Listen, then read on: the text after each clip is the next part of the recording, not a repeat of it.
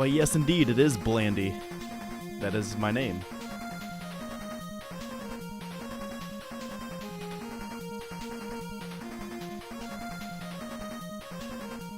So as the title says, I actually practiced a couple days ago, so, you know. And,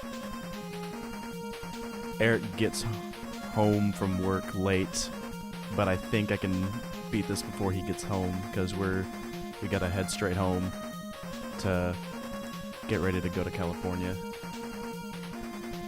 So, I think I can do it. Kendall, you can't dox me. Even though I probably just doxed you. But, you know, whatever.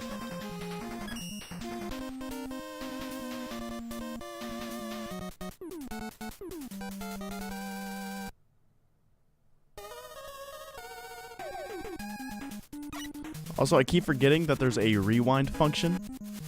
And, you bet your ass that I'm gonna use it. Because I kept forgetting that. And had I not forgotten about that, I wouldn't have cheesed the Mega Man 3 by just skipping the Doc-Man stages, because I actually legitimately got really pissed off and annoyed, and I didn't want to do it. So I did the password system to just skip that bullshit, because I wasn't having any of it. So I'll do a redemption run. And I did get him Funky Kong, because he is a funky dude, my dude.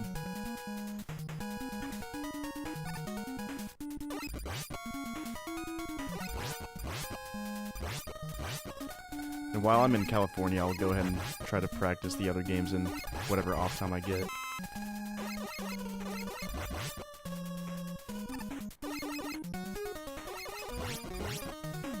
I didn't have as much of a hard time with this one that I did with the first three, because 4 is not a hard game.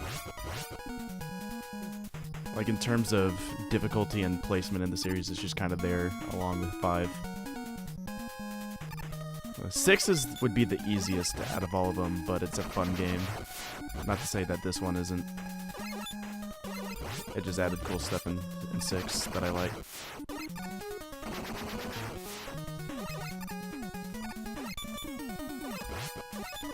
Also, I forgot I have the charge shot.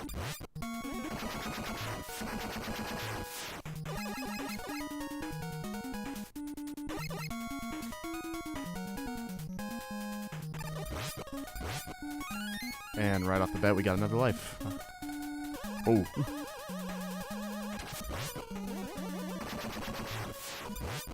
Oh. Ah.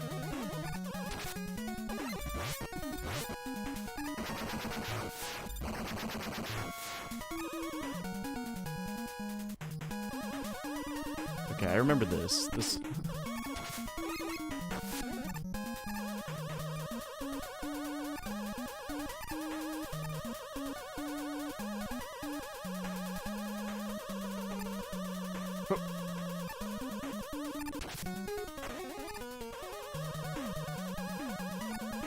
Alright, that wasn't really that bad at all.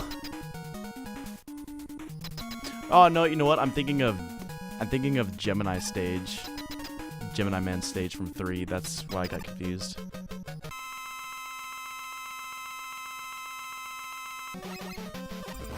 Alright, and this guy's pattern is easy to manipulate. Other than Sheep Man and Mega Man 10, this is the most worthless Robot Master.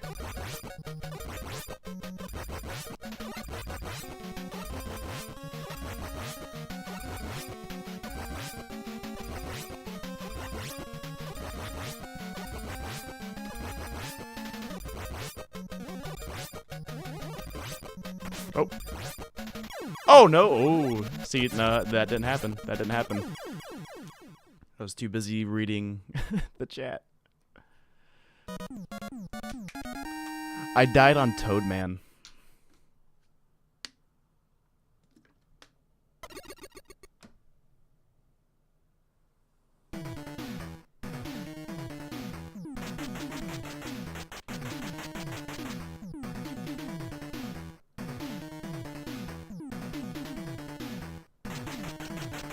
Looking toad, my toad.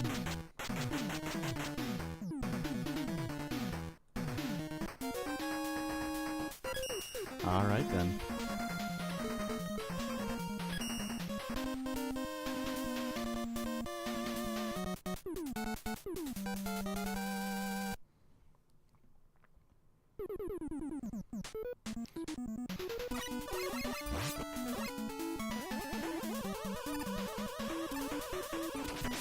Oh, okay.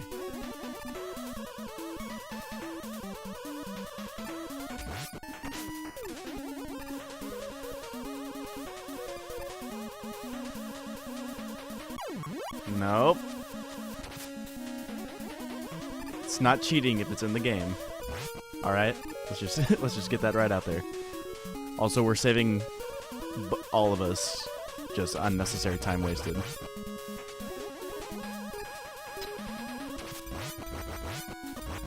Alright, this is a pain in the ass.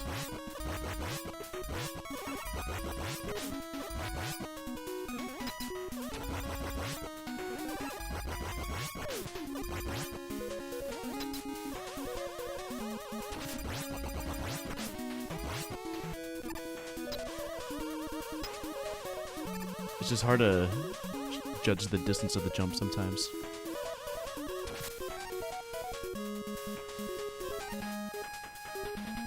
Oh, okay. Ah! I'm not even paying attention. Yeah, I'm just an impatient guy, really.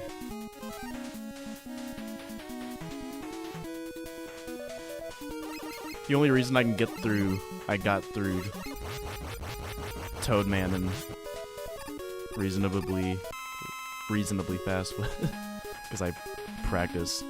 See, I made the mistake in the first 3 of not practicing, so I just got frustrated.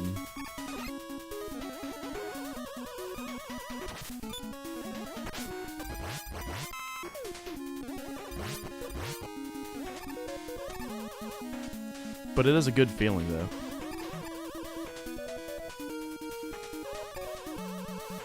And I like the shortcuts in this. Gives you cool extra weapons. Of course, some E-tanks and some life.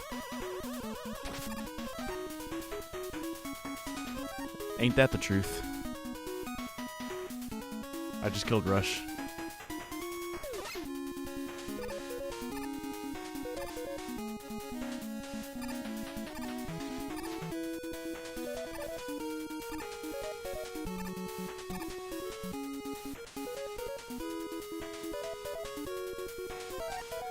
Yeah, that is pretty cool.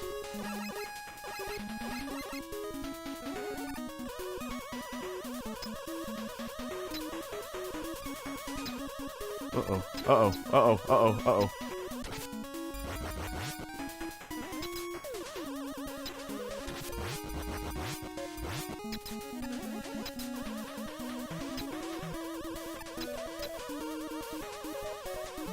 Yeah, I knew about the glitch in Mega Man 3. The thing is, I'm not really I like to play games legitimately. I'm not really a speedrunner, though.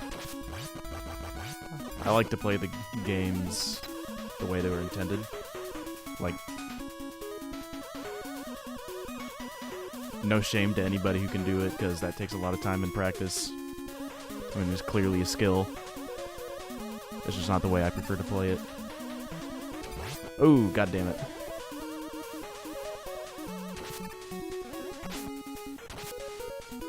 Does the light turn on eventually? I forget. Because I don't want to deal with that.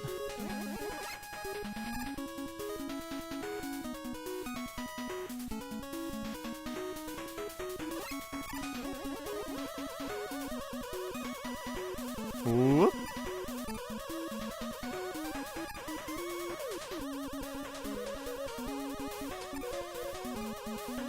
Also, my big reason for using the rewind function is that I've beaten these games legitimately before. Granted, it was many years ago.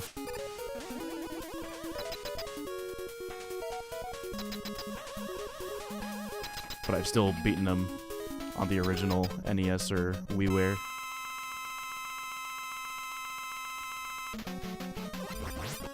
Oh yeah, I should probably use Toadman here.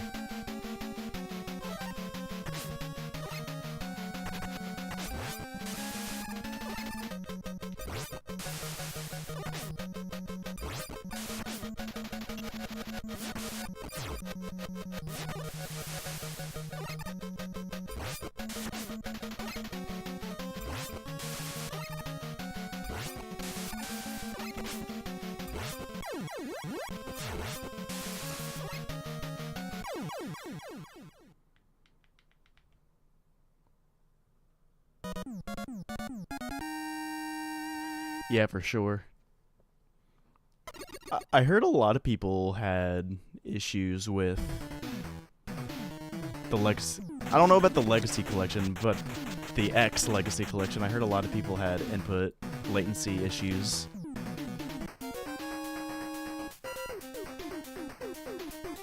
For like PS4 and stuff. But I got it on Switch because I need an excuse to use my Switch, and I haven't had any issues with that.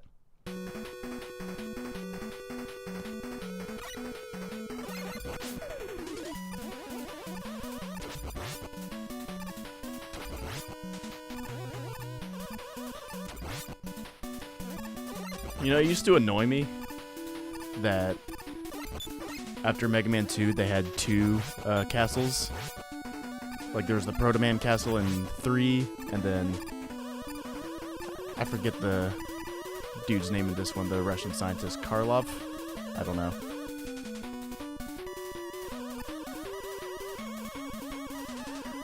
But they have his own castle, but the way they circumvene having two castles was just making them shorter and not as bullshittier, like Mega Man 2's Wily Castle Stage 3, where you have to use the crash bombs.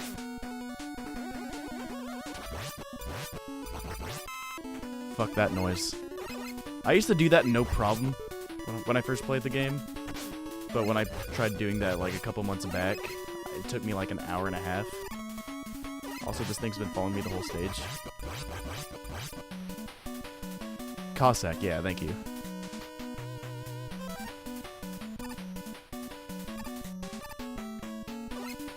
I'm the realist Mega Man fan here, as we can tell. I just have a shit memory.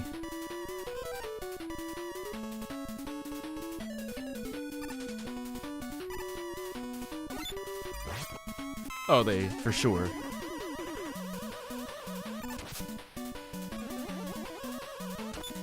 Ah!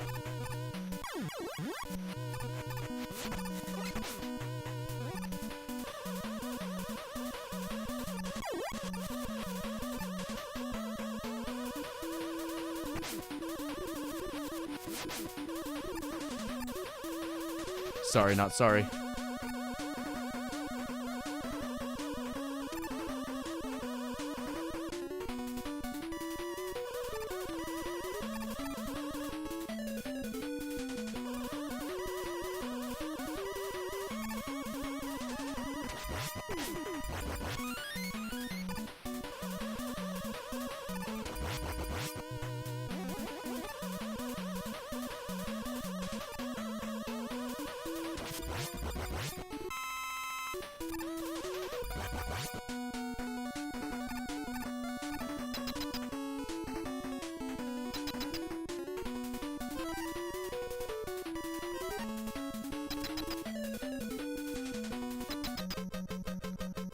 Pharaohman is my favorite Robot Master, I think. Something about him.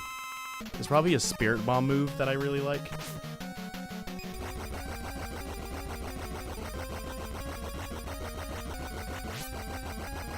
And now we just wait. You know, I like him even though his total... his fight is just a total pushover if he uses a weakness.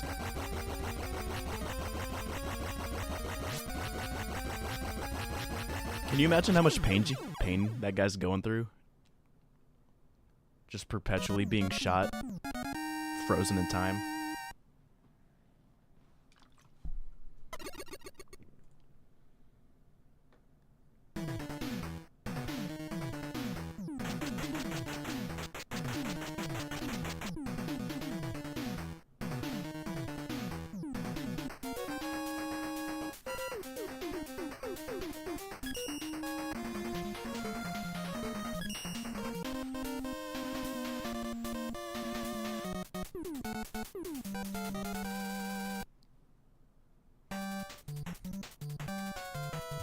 Dun.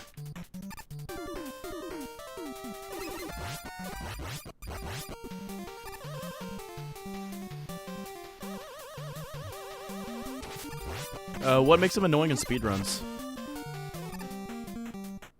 Oh, okay. Never mind, you already answered the question. Cool.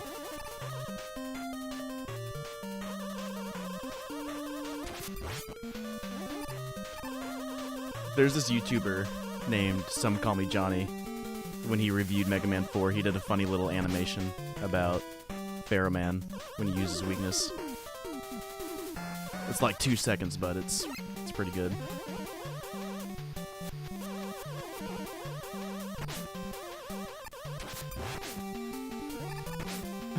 No.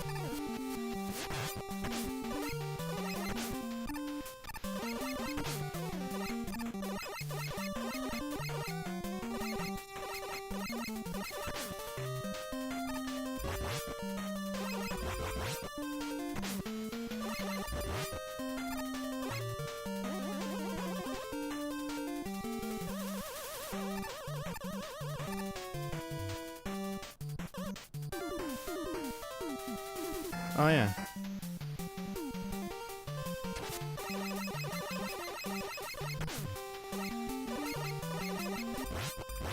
Thank you.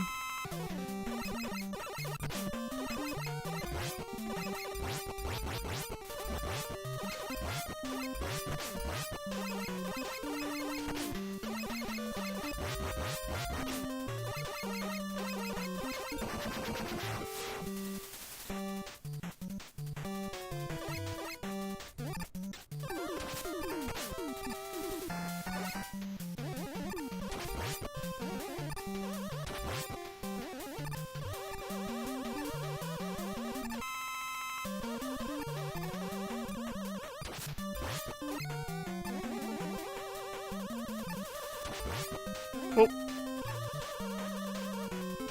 I like racing against those saw blades.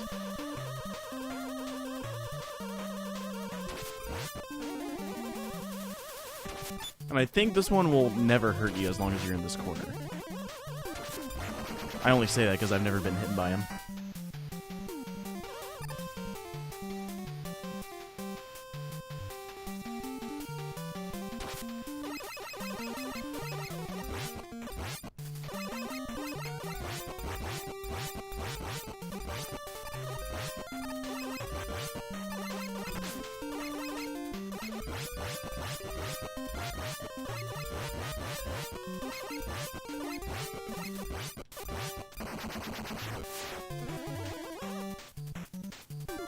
Alright, now we're gonna cheese Eddie until he gives me an E-tank.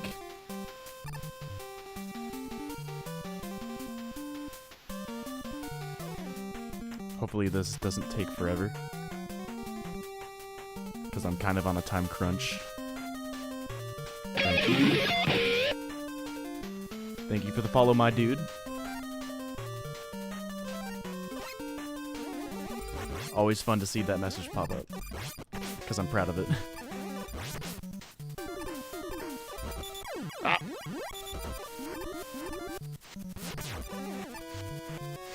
Mulligan. Mulligan.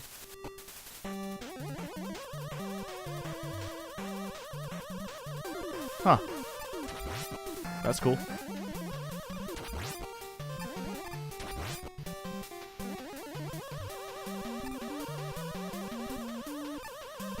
Oh. Uh-oh. Alright, you're kind of pissing me off right now. Okay.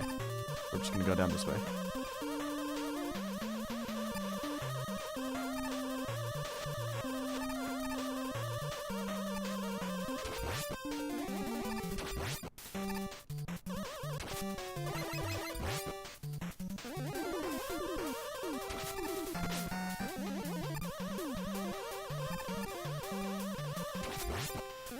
take that. Thank you.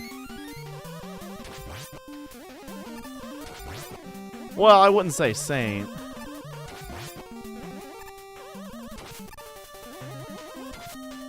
I mean to. Well, I'll take that other life too. I mean to stream more often, but I have a bad habit of going to bed 3 to 5 hours before I'm supposed to go to work. And by the time I get home, I just pass out and wake up super late. And then I eat and go back to bed, go back to work. And then by the time I get a day off, I'm just too lazy to do anything.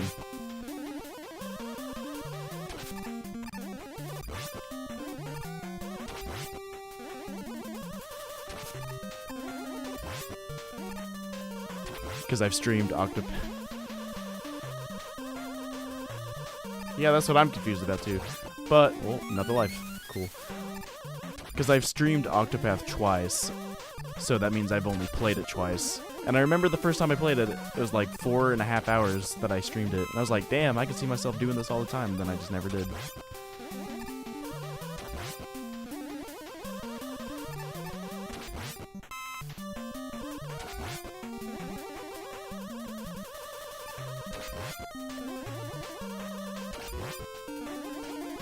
Yeah, the first time I streamed Mega Man, I made the awful mistake of playing 1 and 2 back to back. Now, granted, I had a lot of experience with 2 already, but I've beaten Mega Man once. Prior to that stream, only once. So.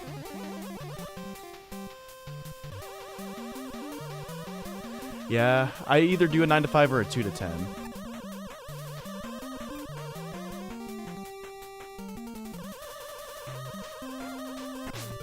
I would have more time. Like, I could stream at night, but eh.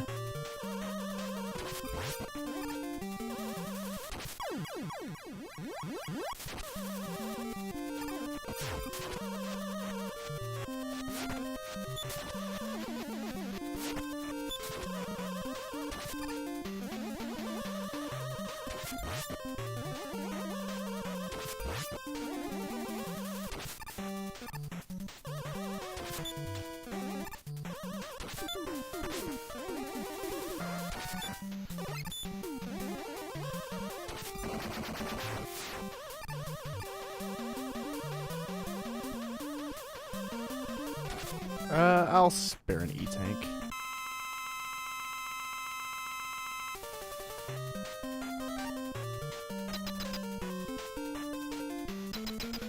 I would stream at night, because streaming late is better than not at all, but I've been working out again after like a year and a half, and I go super late because no one else is there, and I hate working out with other people around, because I'm self-conscious.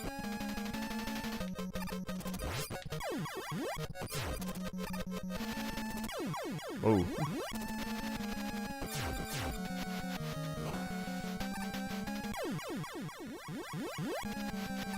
Man, he hits hard.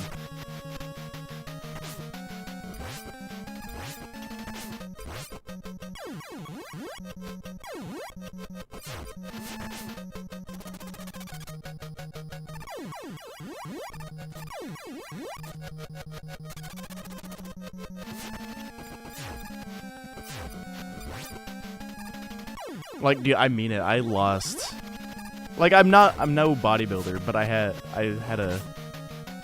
Like, I hate to talk about working out sometimes because it just makes me feel so above everybody.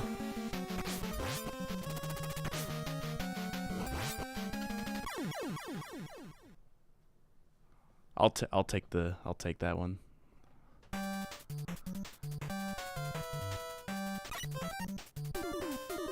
I have lives to spare.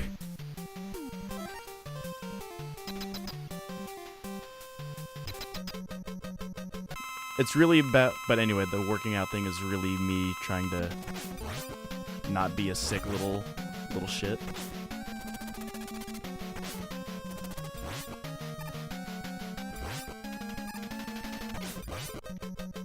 Hop! Hey!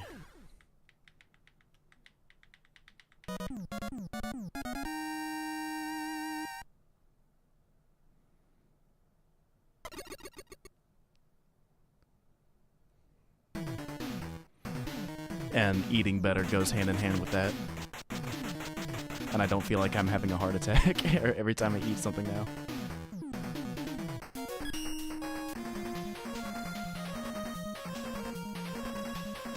I did Ringman, so Dust? Yeah.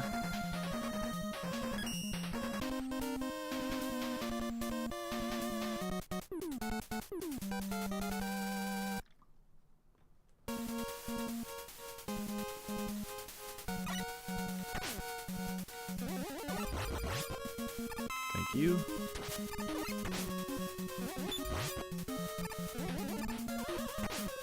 That never happened.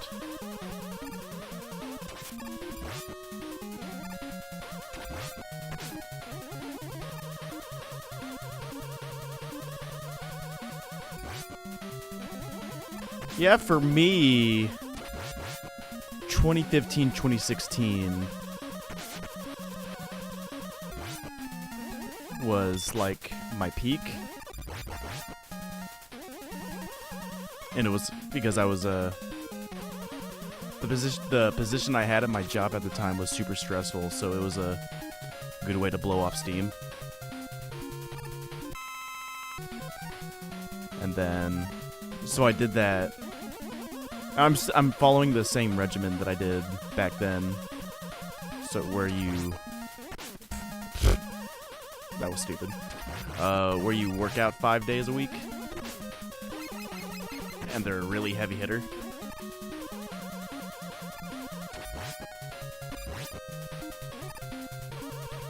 I forgot where I was going with the story. Oh yeah. Yeah, 2015 to 2016, I found a regimen that I would follow where you work out 5 days a week. And that's when I hit my stride, like my peak in my, physically.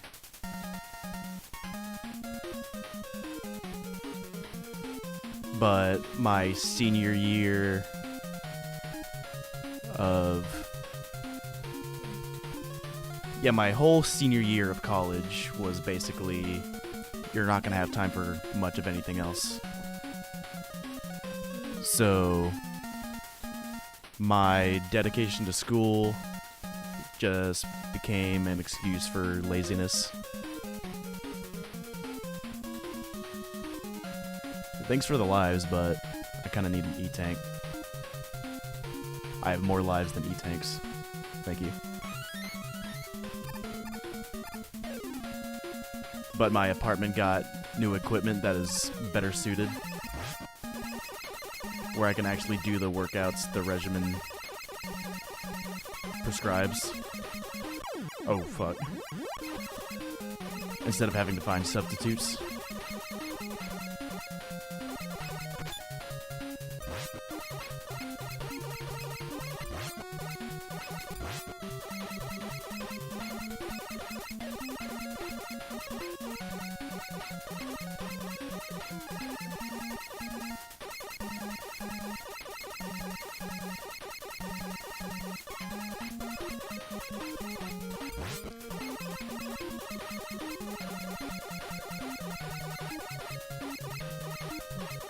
Yeah, I'm not so much into, like, gymnastic, bodybuilding kind of stuff.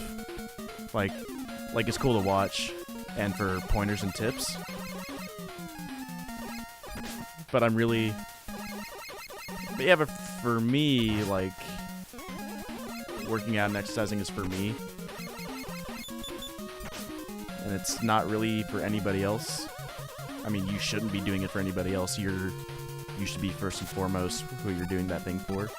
Not that I'm saying wanting to look good is a bad thing.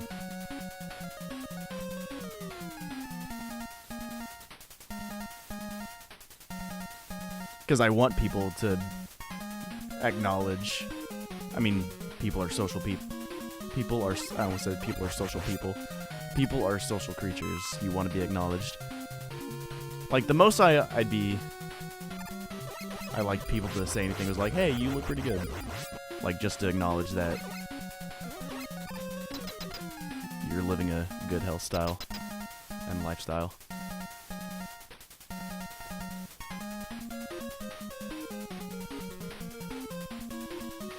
Screaming?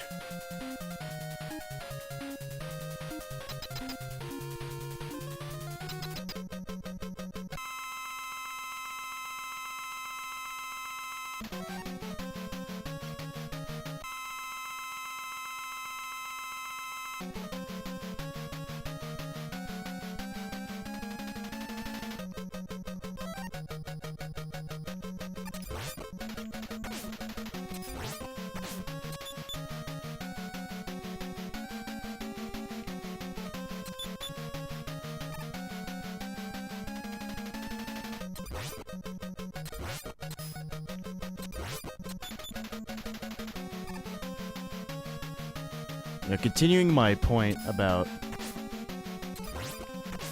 exercising and the like when somebody, like when you finally start doing it and somebody recognizes that you look different, like it's a real self-esteem booster. Like last week somebody was like, "You look different. Have you been working out? Because you look great." I'm like, "Oh, yes I have."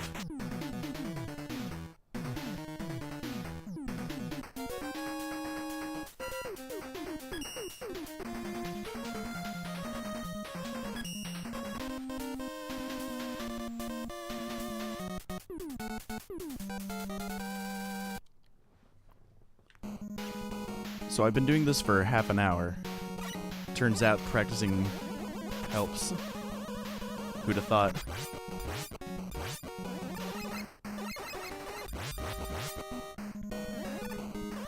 Yeah, I have. Hook it into my veins!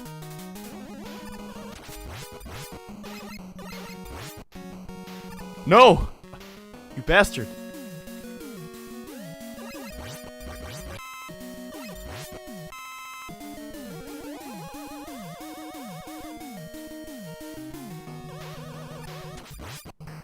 Get out of here.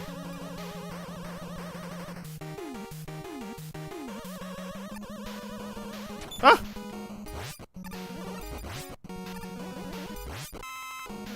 You know, that bat looks kind of racially insensitive.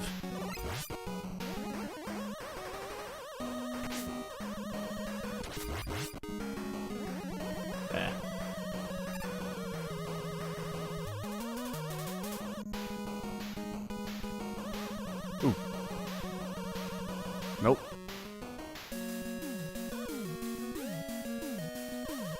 Give me the good stuff.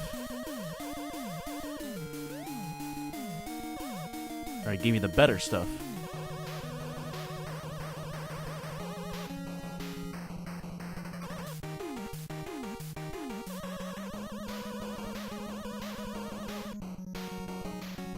No. No.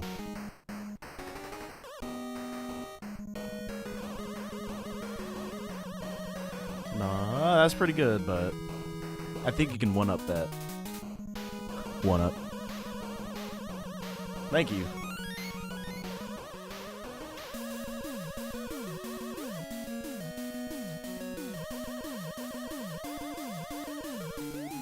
I see your tricks, ladder.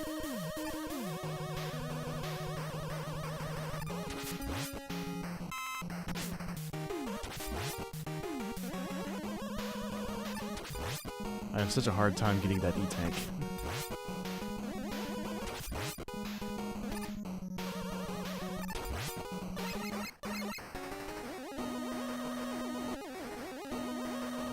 If only for that jump.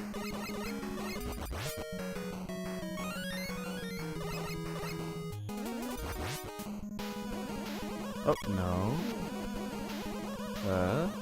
Oh, there we go.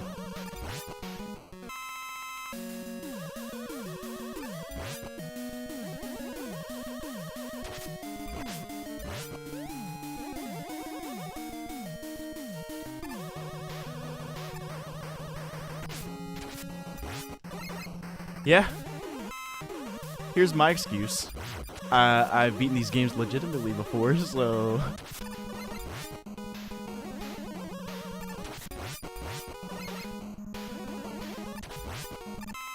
Also, I'm just saving us loads of time by not having to play the game again. So, it's not cheating if the game if it's implemented into the game, so, you know.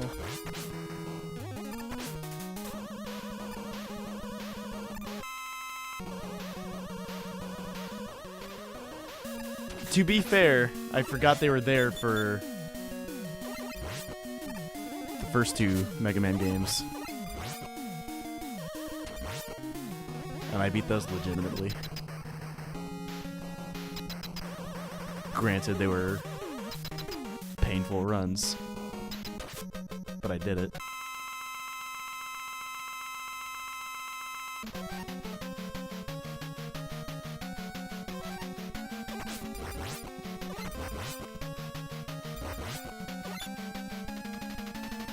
How's that for a cheater button? He uses a barrier to block himself.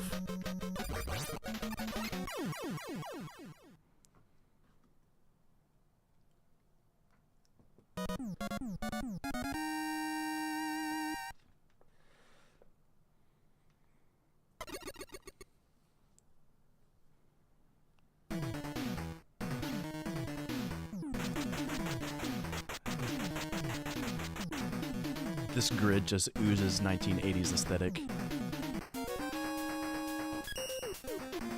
Even though this is 1991, it's still the 80s basically. Now I have two cheater buttons. Also, I don't know if you're here when I said it, but I'm gonna redeem myself on Mega Man 3 since I said fuck it on the Doc Robot stages.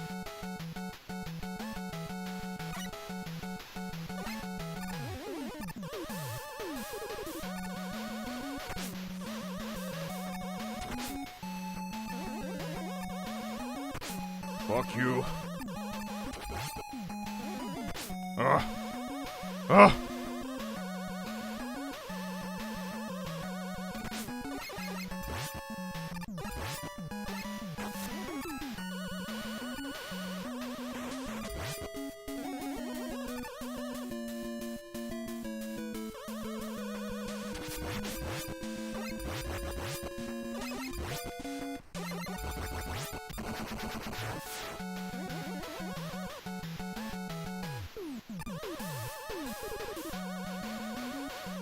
Ow. Ah!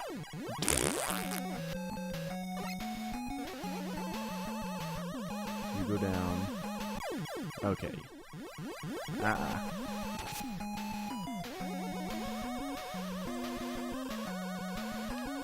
Haha, no.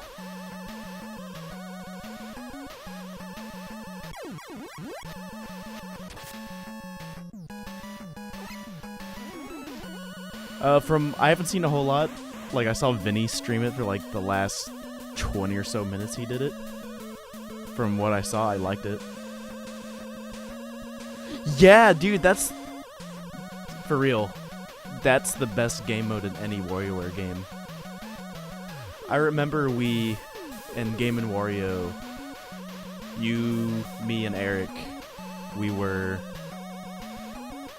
doing that game mode. I think we got to the last challenge, and she walks into your room and watches TV, and then she just runs straight up to your bed, like right next to you, and that freaked us out like no other.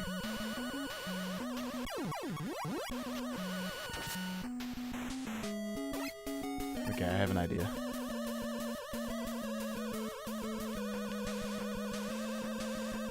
That was up.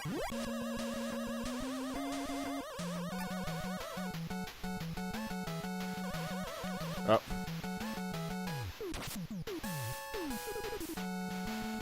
Watching Vinny play that mode was fun. Like, he was just confused by the cat coming out of the TV. And the guy who pretends to be your mom. Like he comes into your room, he's like, "Why are you in my house?"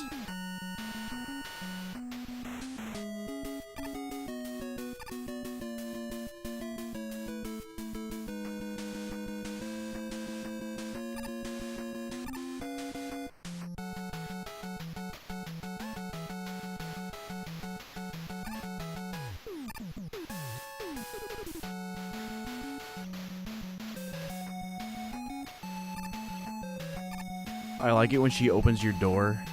Like, she'll open it twice, then the cat will show up, then she'll psych you out, and then come right after the cat.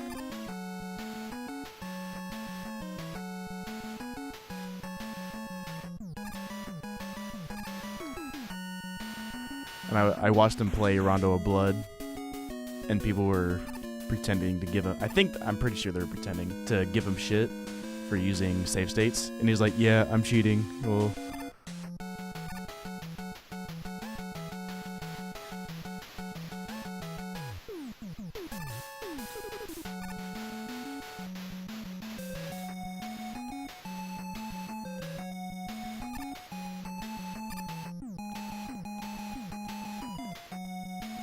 how many lives do I have? Plenty. But I could always go for some more E-tanks, Eddie.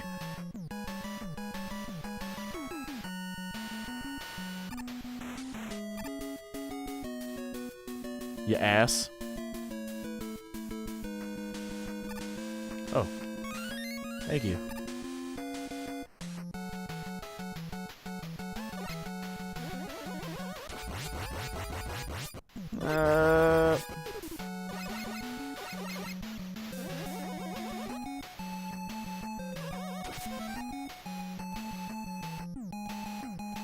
Yeah.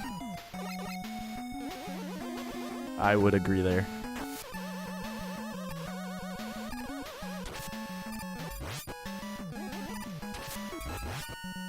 Cause turns out Rondo of Blood looks pretty challenging. like a Castlevania game.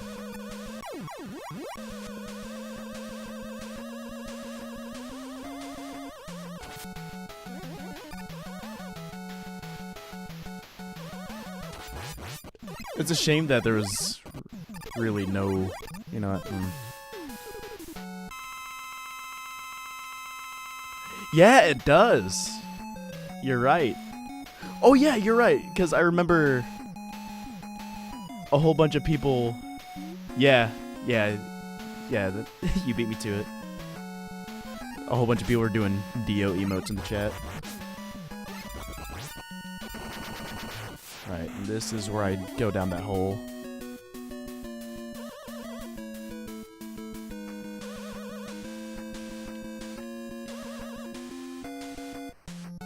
Oh!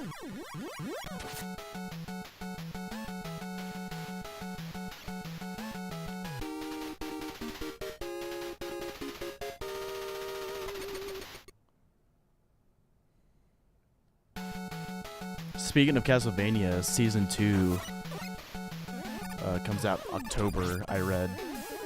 And I'm pretty excited about that.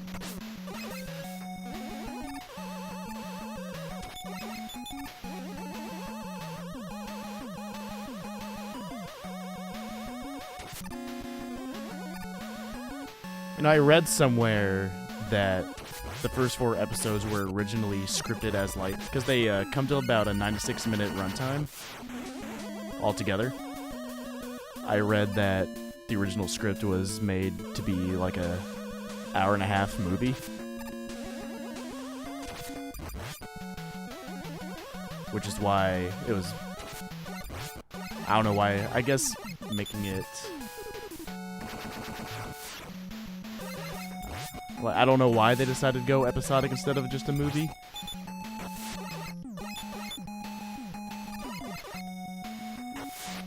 But whatever the case, they're making 8 more. 8 more episodes, rather. Oh yeah, there's death over here. Oh, never mind. So, whatever. We're getting 4 more episodes in the first season, so that's all I care about. Like, I'm honestly surprised how good that series was for how short. Like, right when the nitty-gritty gets, like, it's over. Like, I was invested.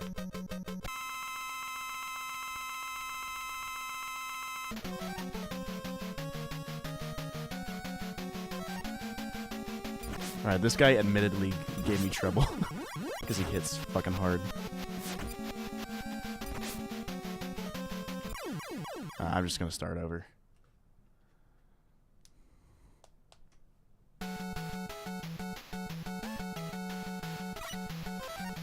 Like, there was a very, very, very, very, very, very fringe minority of people who were decrying the series for its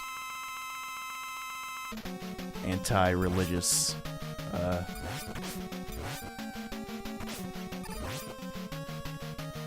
tone.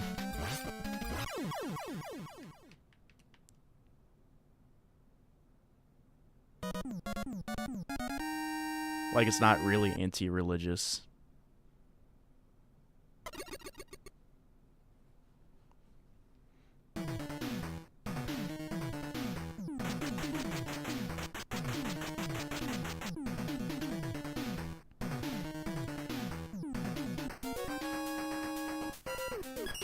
It's those same kind of people that turns people away from the newest Wolfenstein.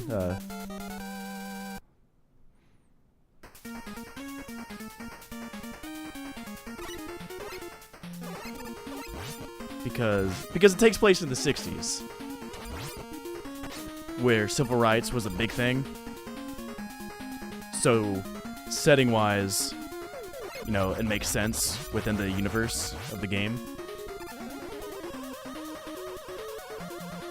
But given today's weird political climate, people were politicizing it, like, completely the wrong way. But because there was a communist character, people were thinking that the game was romanticizing communism. It's like, just because there's a communist character doesn't mean the developers are. I mean, did everybody just decide to forget that scene where that character and BJ have a battle of ideologies, and the game pretty much tells you that the communist is pretty much in the wrong? No, they don't know, because they didn't play it.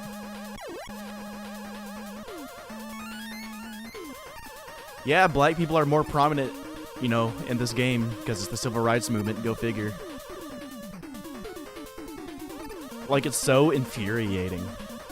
Granted, the first one was better, but the second one's not a bad game by any stretch of the imagination. Let's get that out there. You can't apply 1960s politics and radical movements to today's standards, or else everything is just gonna be awful.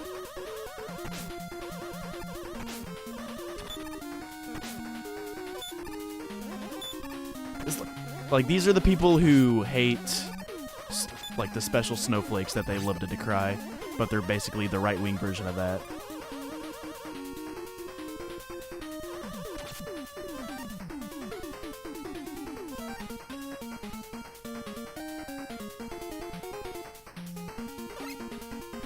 And that's a fair criticism. Like, while I did like the newer one, it feels a bit confused as to what kind of game it wants to be.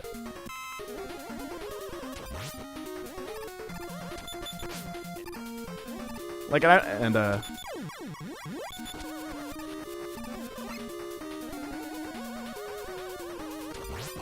know a whole bunch of people got upset with its marketing campaign, where they said, "Make America Nazi free again." Like, a whole bunch of Trump supporters were like, "Ugh, they're calling us Nazis," or whatever.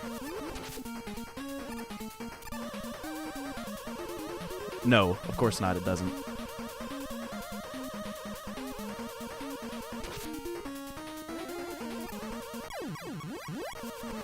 I'm trying to figure out this thing's pattern. I'm having a rough go of it.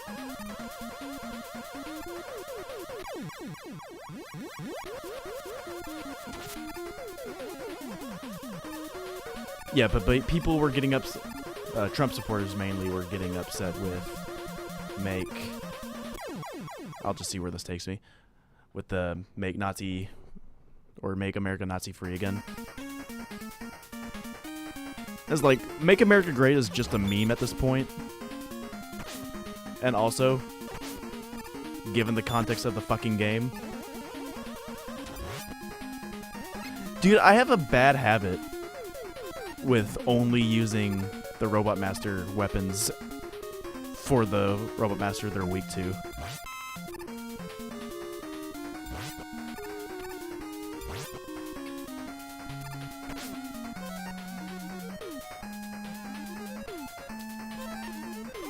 But anyway, in the context of the game, Nazi Germany took over the world. So would you not want Nazi freedom?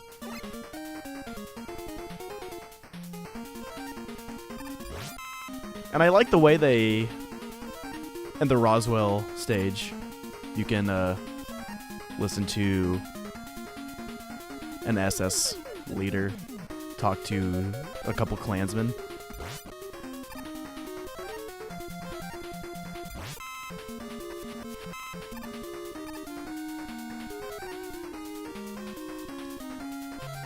Because the Klansmen are all about the Zekiling for whatever reason. White supremacy, obviously. But the way they portray it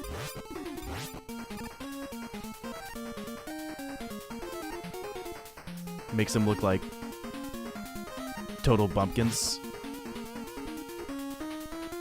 Not only because it's the South, but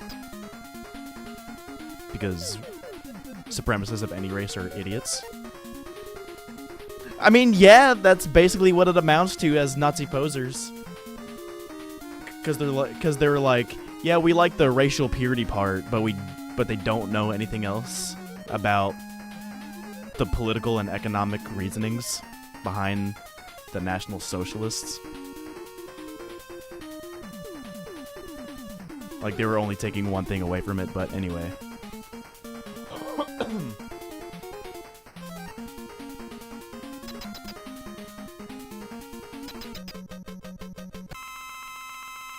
Let it be known here that both Klansmen and Nazis are actual pieces of shit. Well.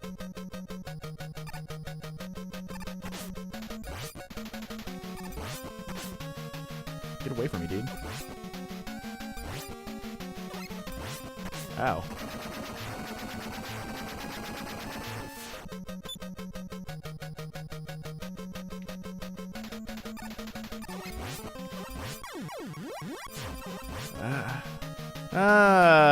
Sure.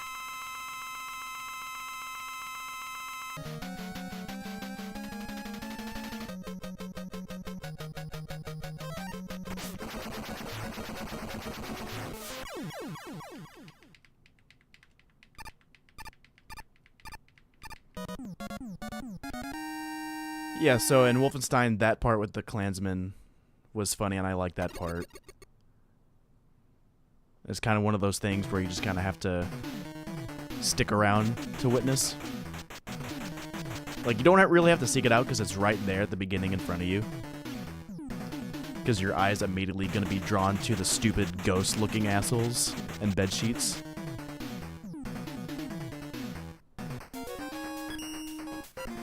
But the part with Hitler, I thought was pretty funny. Just make him super paranoid. And pissing in the bucket in front of people, like, without a care in the world.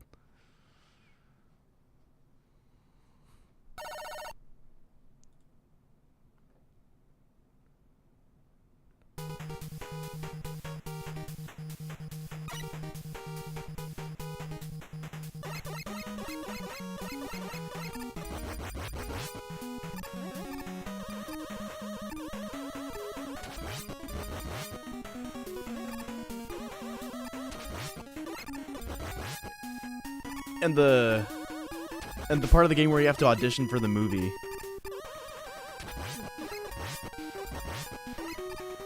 You have to do like an action scene where you knock out a guard. And the American version, or at least the English version rather, the guard in German says, The subtitle says, "Good luck, you poser," but it translates more accurately to...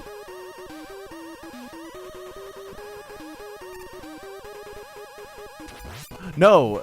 What is it? Hang on. It's weird.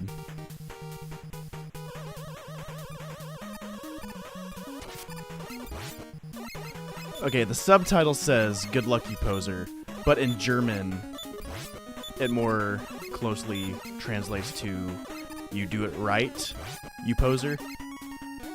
But in the German version, they get the... in both subtitles and the spoken, it translates to "Good luck."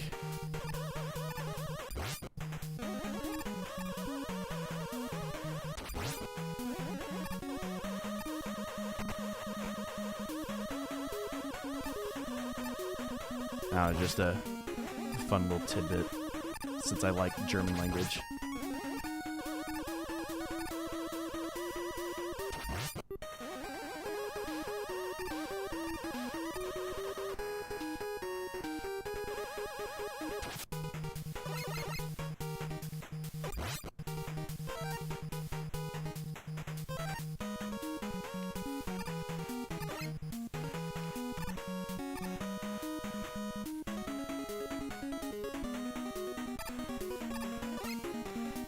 So yeah, in the English version, the guard says, "Du machst mein Rüstes, du wisses Tür." But they give you the subtitles, "Good luck, poser," but it more accurately translates to, "You do it right." But in Germany, it says, "Viel Glück, du wisses Tür," which is more accurate to "Good luck, you poser," which is what they translated it to in for us.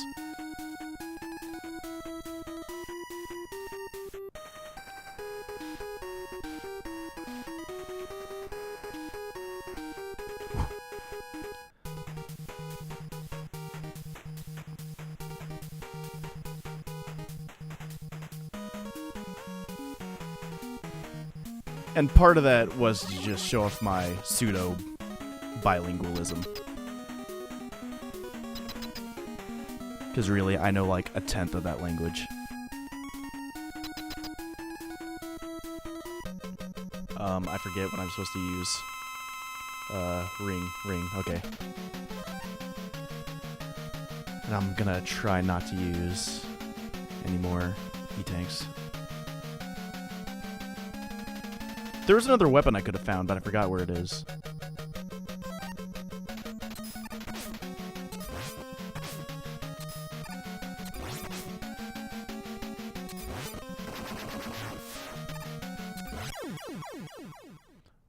You know, I've got lives.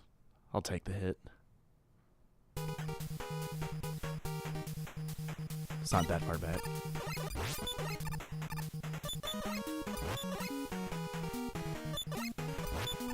Oh, this is the beginning of the stage, isn't it? No? No.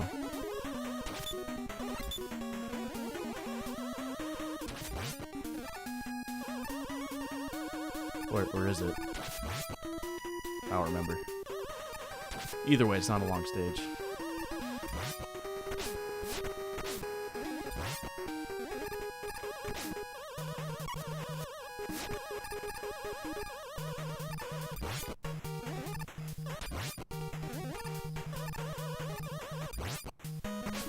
You motherfucker.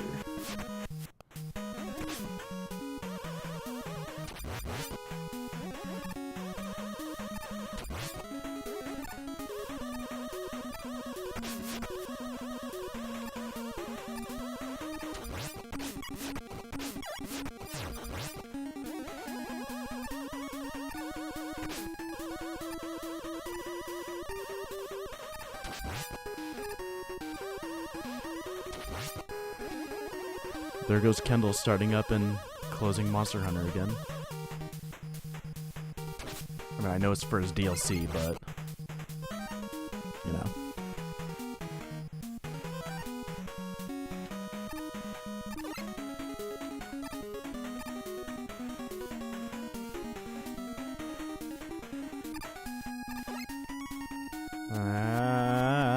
it never happened.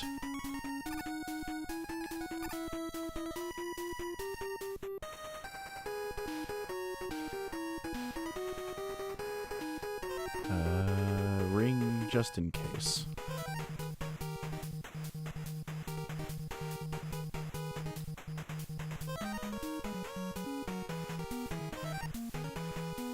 Ah, son of a bitch. I forget you drop off the ladder when you change.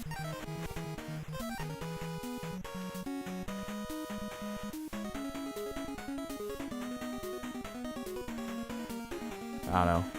Steam likes to be janky sometimes.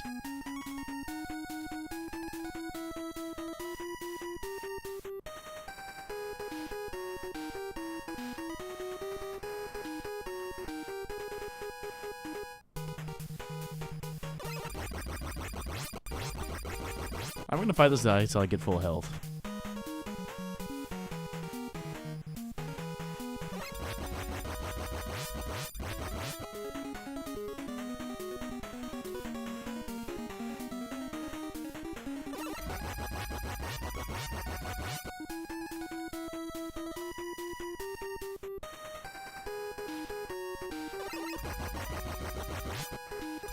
It's gonna happen.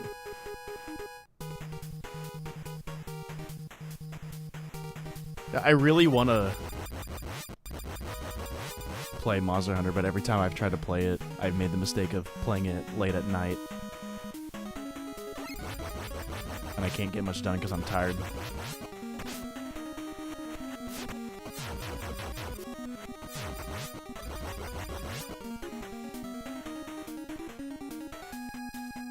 Ha!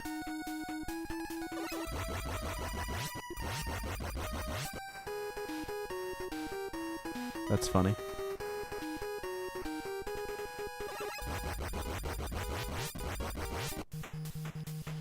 He's gonna drop me some health eventually.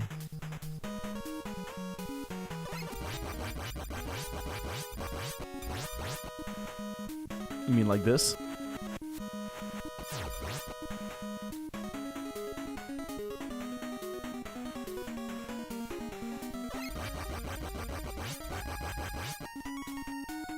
He's just being a stingy little communist. Doesn't want to give it up.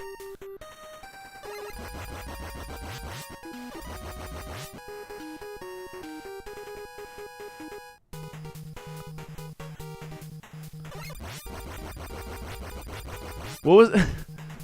It's an egg catcher. I was catching eggs. What was that thing from The Simpsons? Homer was like, it's a pornography store. I was buying pornography. And his brain... Good job.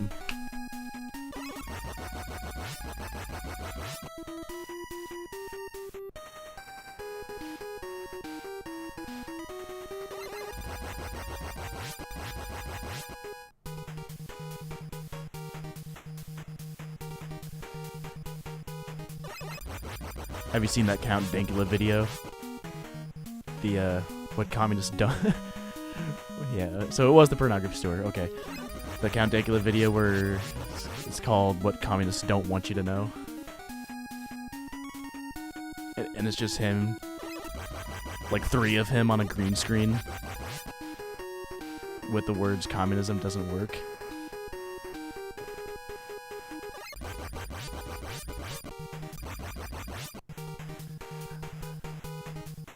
I'm still gonna do this.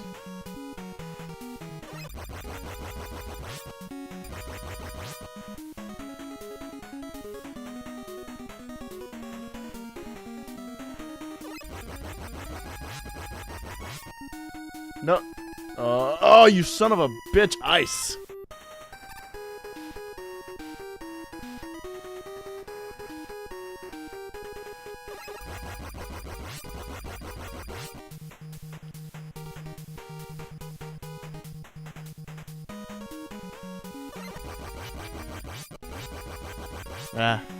I'll take my chances. Famous last words. I'll take my chances. To be honest, I thought I was going to start right here. After I decided to take the life. You know, it kind of bugs me the music doesn't play when the boss's health is loading.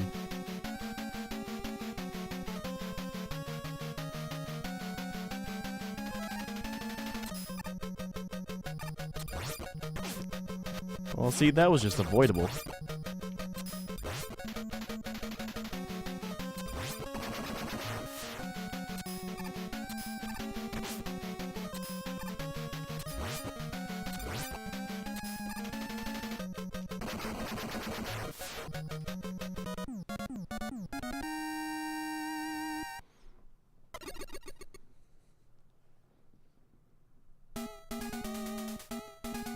Oh, speaking of Russians, I totally forgot that Cossack was Russian. Look at his onion dome tower.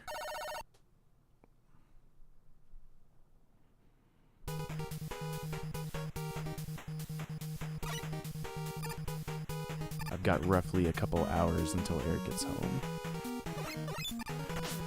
Because I am not packed.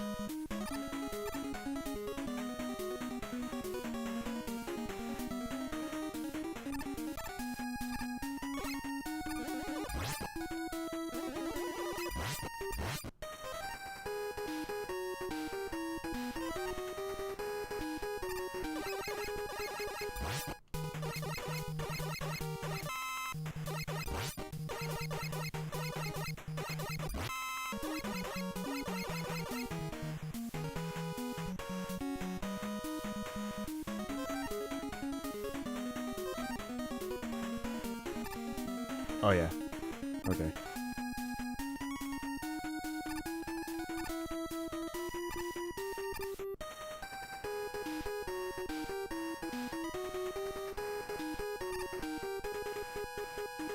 Ow.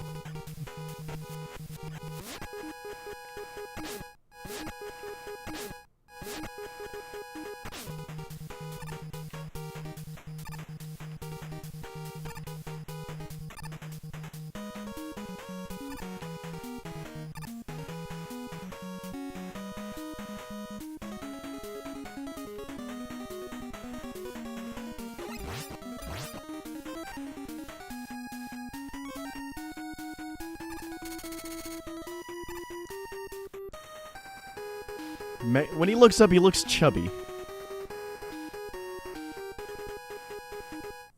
Oh, hey. I'm down for a Mega Man 11 demo.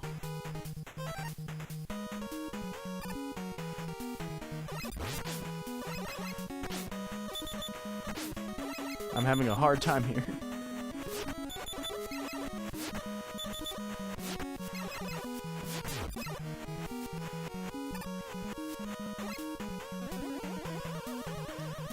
We've definitely talked about this before, but I think we agreed that we owe Mega Man 11's existence to Mighty No. 9's failure.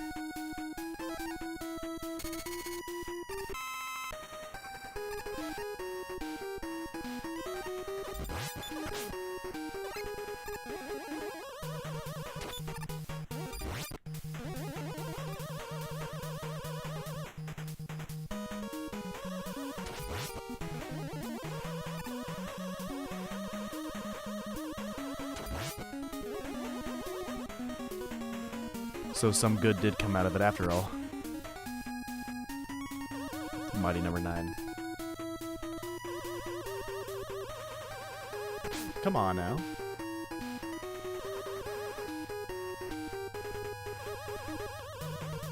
I mean, sure. That makes sense. I guess just the timing just makes it seem that way.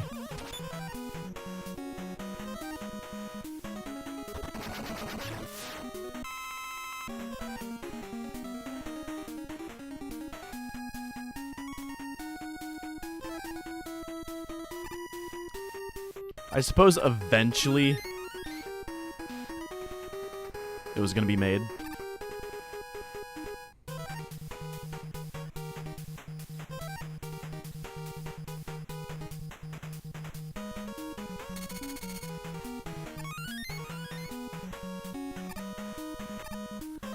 Yeah, that sounds about right. You know, I totally forgot they don't recharge the weapons. Well, that's a bummer, because the The next stage boss uses weakness as a ring also.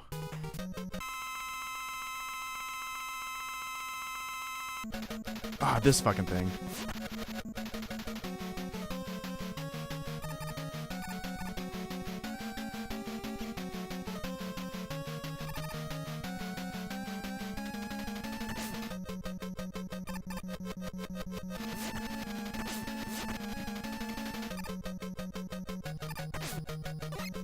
I missed.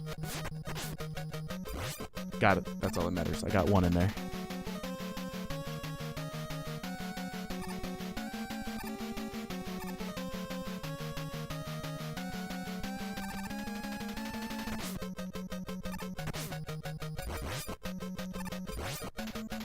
Got him.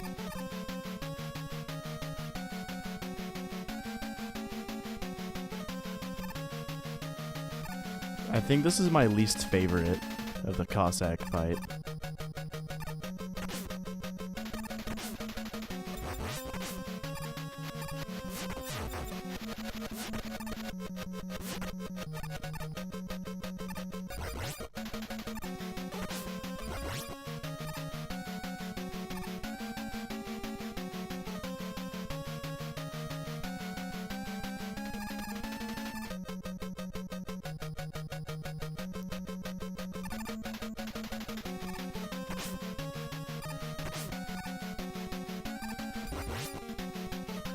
You know what?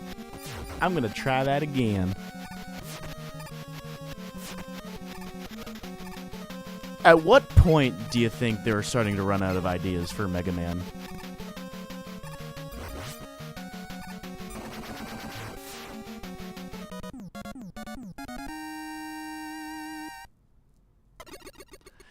Yeah, I was talking about that earlier too. Like, even the first time I ever played that didn't really give me that much of a hard time. But for some reason, when I streamed it, it took me like an hour and a half. Or an hour to an hour and a half. You know, I was thinking the same thing. Flame Man and then Heat Man. And I think I actually brought that up when I was playing Mega Man 2.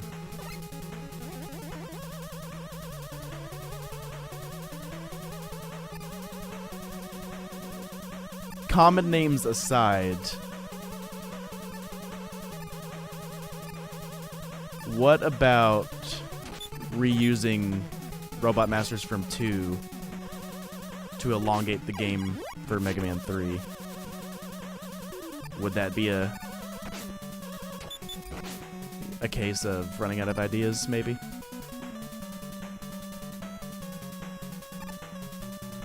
Maybe not completely, but maybe a little bit.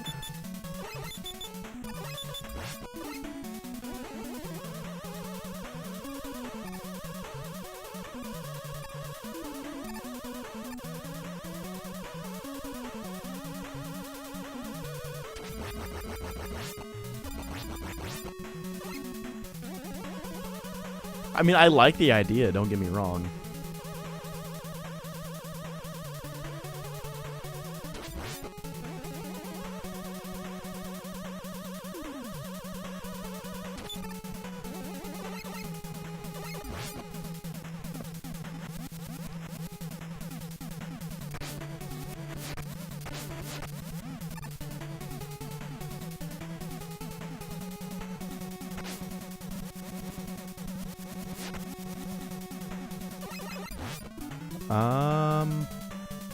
I'm an idiot.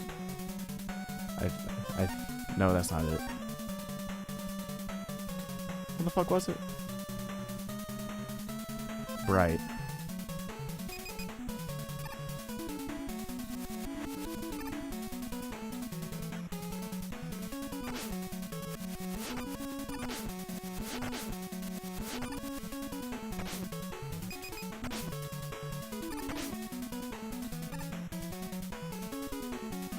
By the amount of damage that I took from that, I might as well have just not even used Bright.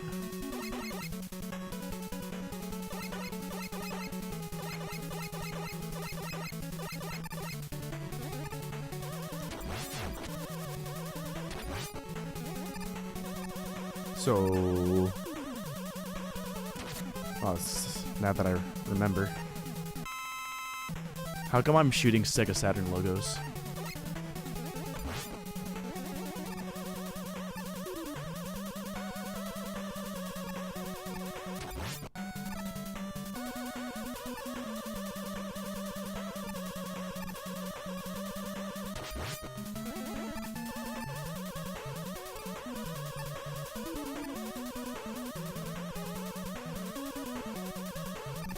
And don't worry about it. It's only video game.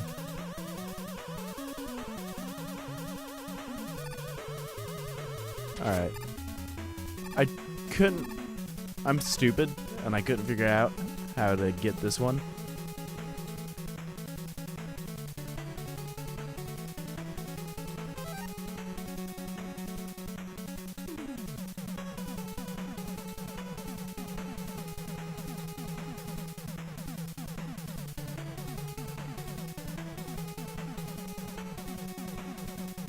All these messages, where are they? Oh. Never mind.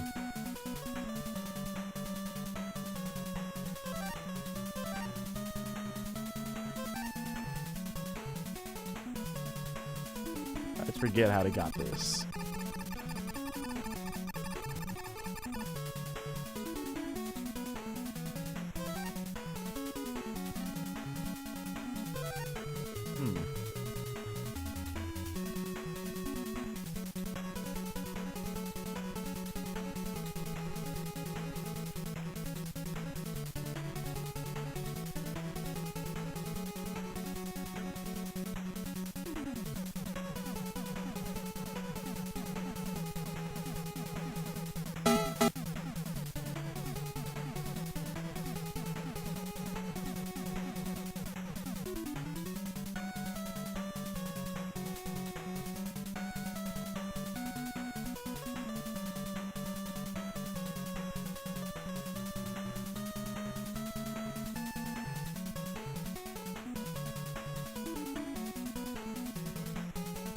Oh.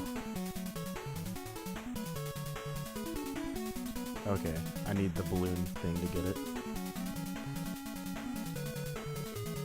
Never mind. I don't have that. Because you're supposed to plant it there and then use it to slide. That's a bummer.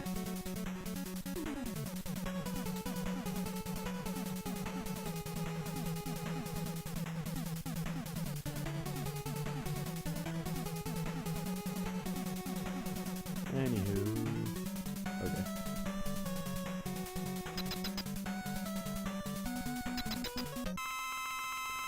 It's butt with 2 T's.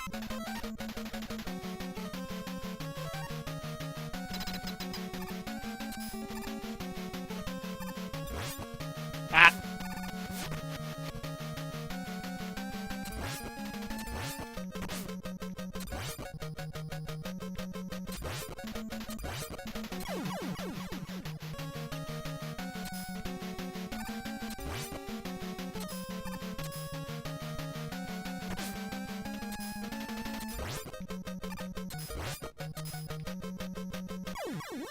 I don't think so.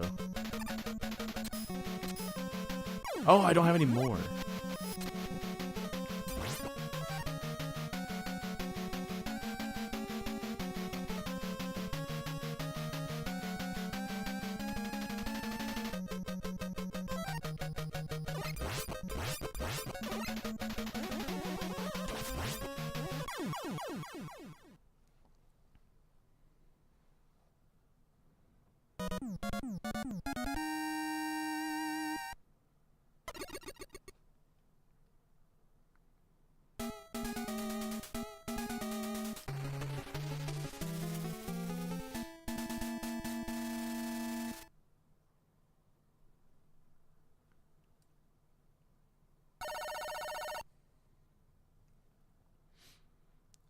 I think the way that Wily escapes in this one is utter horseshit. It's like some Hanna-Barbera cartoon level of dumb.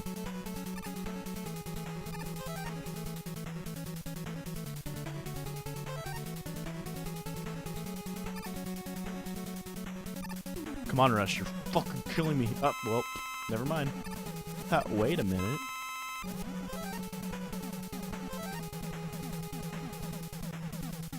Rush, you had plenty of room.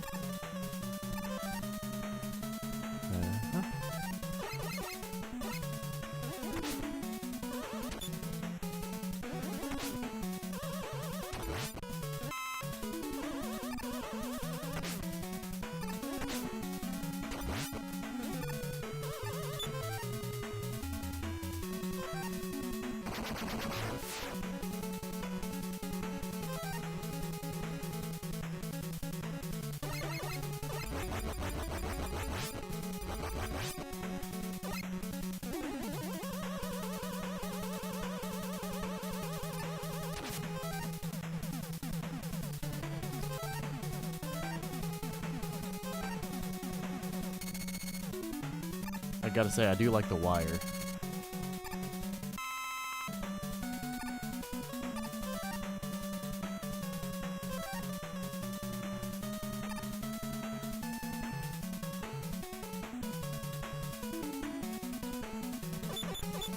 Wait a minute.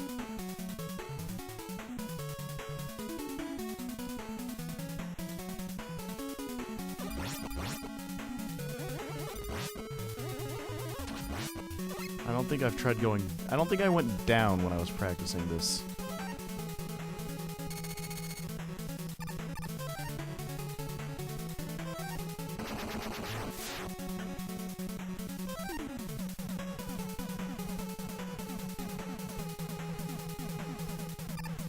No, I didn't.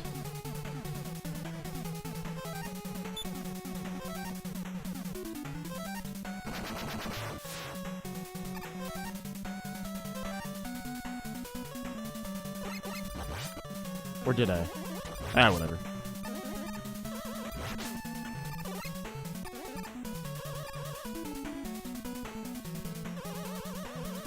No, I did. I remember now.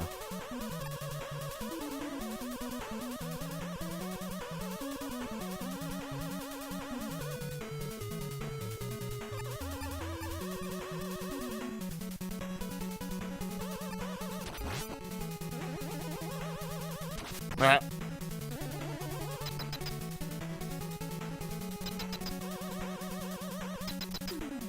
You know, his name is Cossack because he's Russian, but how come his symbol on the boss room door has a moon and a... I mean, the C looks like a moon with a star, like in Islam. What's up with that? One and the same? Maybe. Uh-oh. Don't claw me.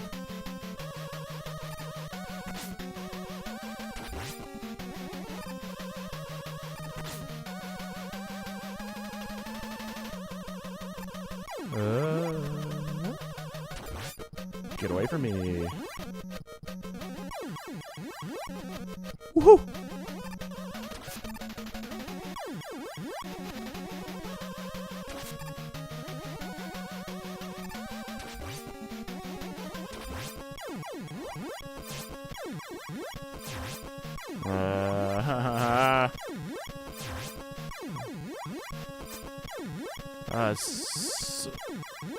Just the gnat's ass.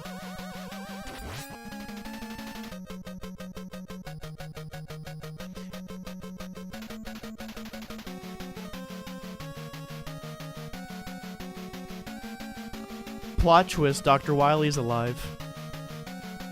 Cossack was forced to. Also, Wily can just teleport.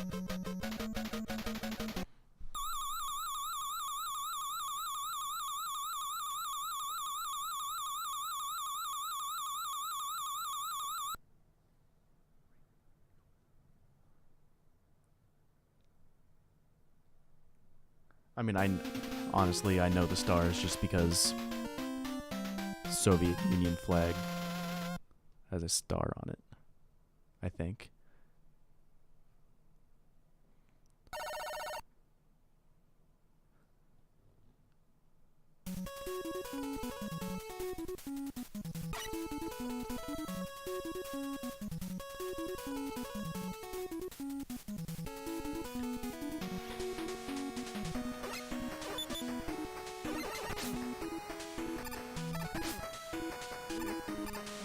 Alright, so Kevin, I want your opinion. I haven't played X6, but I've played X7. But apparently a lot of people really hate X6. Would you know why that is?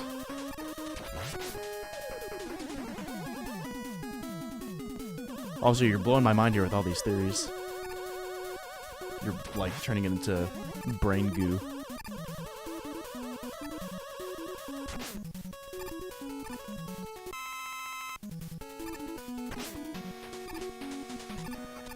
Like, a lot of people...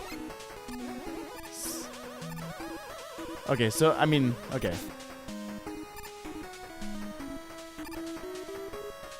But what gets me, there's a pretty fair amount of people who think it's worse than 7. Granted, I've only seen X6 being played. I've never actually played X6 myself. I've only played 7.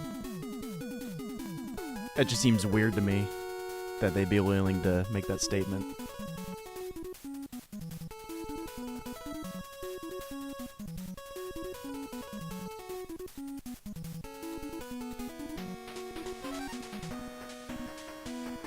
Oh, that was a waste. Why'd I do that?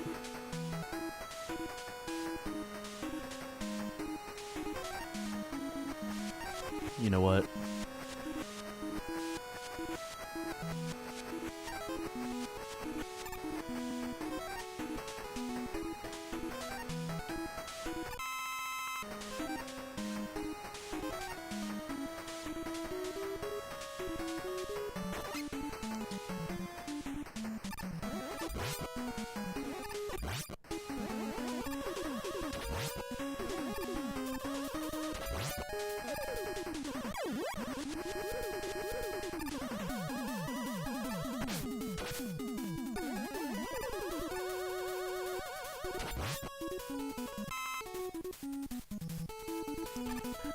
No, yeah, that makes sense.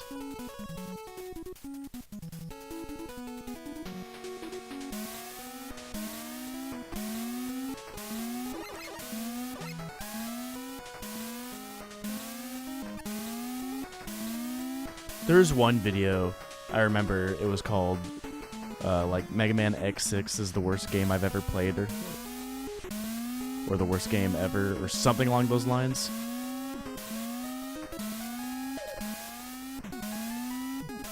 And a whole bunch of people were giving him flack for it. Like, they weren't necessarily defending X6. They're just like, how can you honestly make this statement?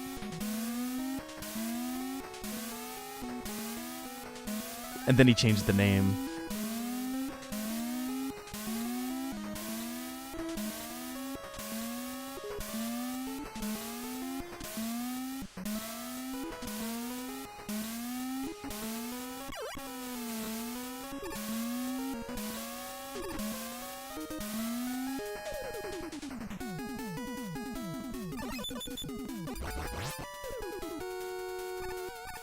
I mean, there just comes to a point where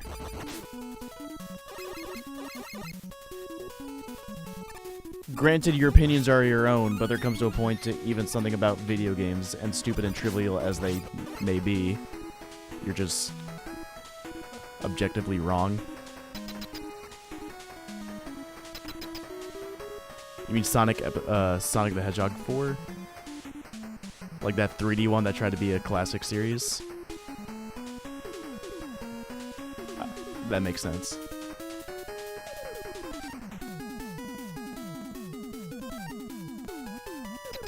And they made it episodic for whatever dumbass reason. And I think they had like they left it open-ended after 2 and they never cleared anything up. I think. Couldn't be bothered to play it myself. I just vaguely remember some Call Me Johnny's review about it.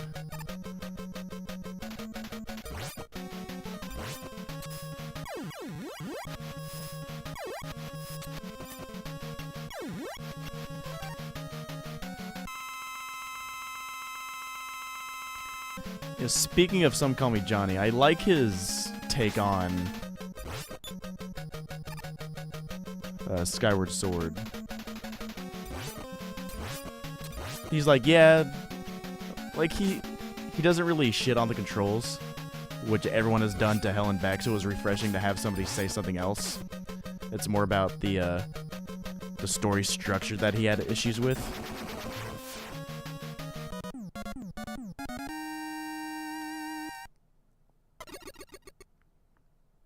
And Skyward Sword does have its issues, but I'm just glad he had a different approach to it and can actually articulate his points. Because there is some bullshit in Skyward Sword.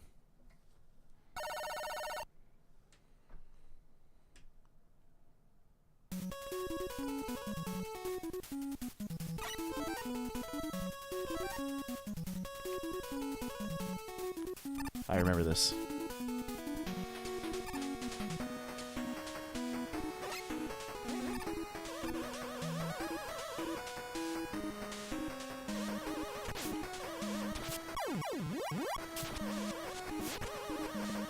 Yeah, my favorite one, where it was like, had that Buddhist aesthetic, and the boss with the multiple limbs, and you can use it to fight him when his arm fell off.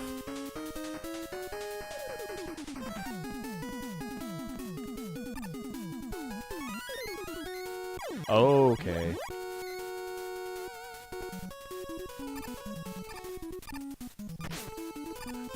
What dungeons?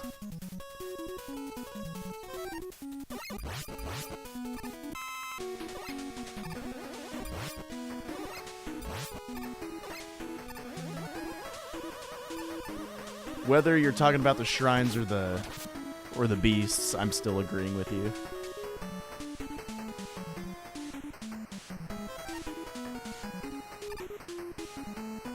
Although I would like to see them explore the way they did the four beasts in Breath of the Wild, like changing like their positioning and stuff.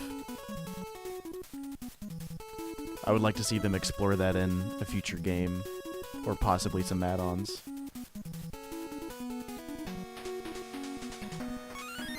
Because it made for some interesting problem solving.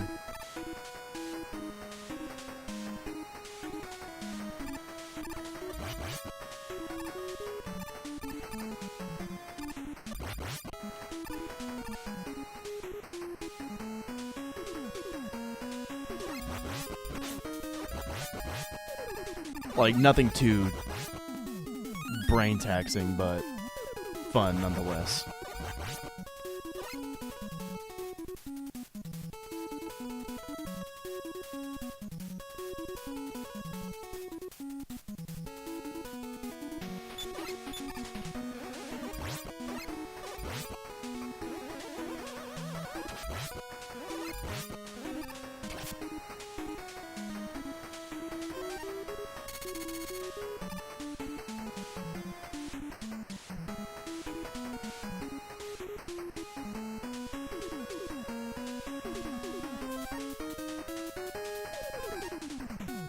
Ow.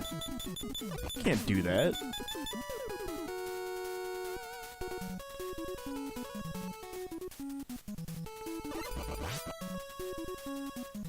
Dude, the pirate ship in Skyward Sword is probably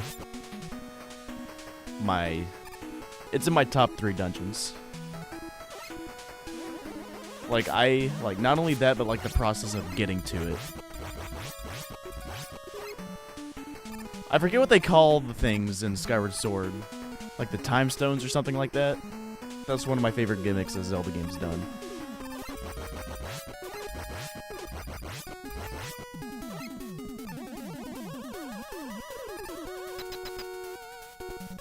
And having to use your bow and arrow to shoot different stones from different points of the ship. That was cool.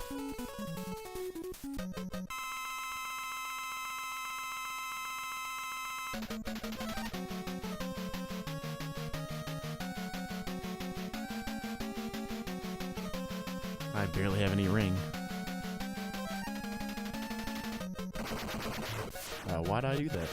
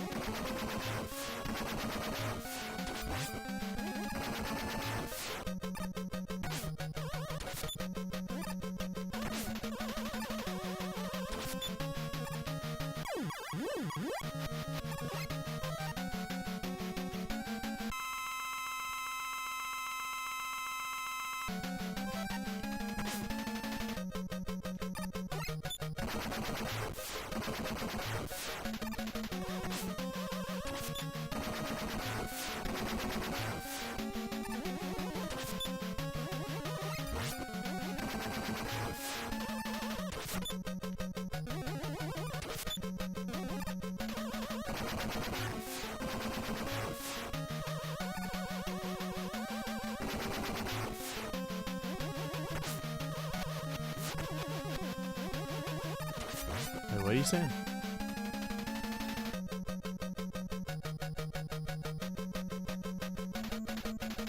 I agree.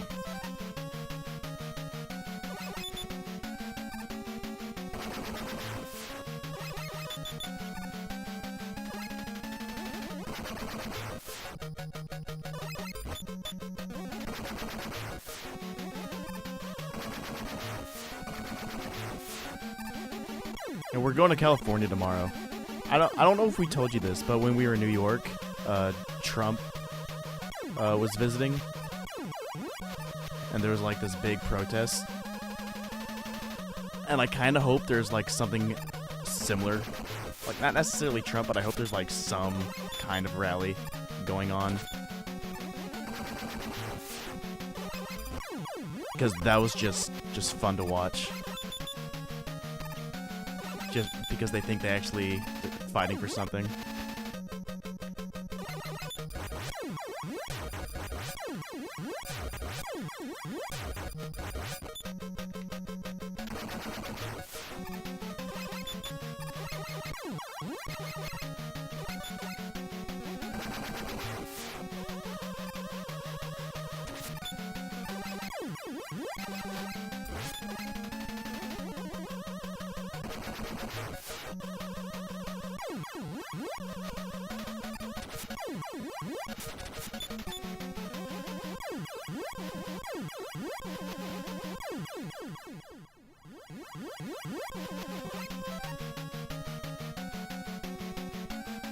Like, the thing is, they've already made up their minds. Like, someone isn't, like, it takes time to like actually change somebody's mind, and they want to have their minds changed for the most part. Like, they're just so dead set on their ideology that you really can't do anything about it. It's like those guys. It's like those people that would preach on campus sometimes.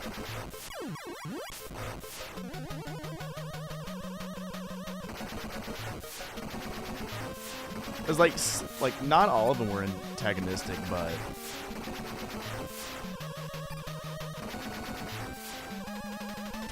still, like, they're not gonna change the students' minds, and the students aren't gonna change their minds. Like, let's be real.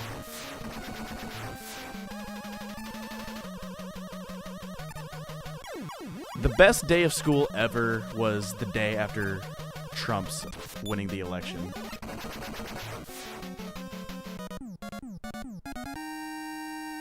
Like, this giant group of people. But for real, nobody cares what you believe or don't believe in.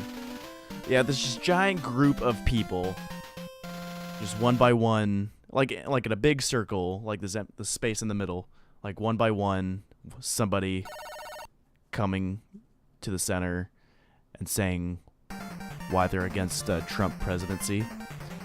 And wouldn't you know it, this one fat white girl, I don't want a Trump presidency because I'm afraid for my friends of different ethnic backgrounds. And I couldn't help but wonder. Yeah, you got it, bud. But I couldn't help but wonder when she said that, where anybody else who wasn't white was at. Like, you want to talk about white guilt, you talk about UNT campus after Trump's election.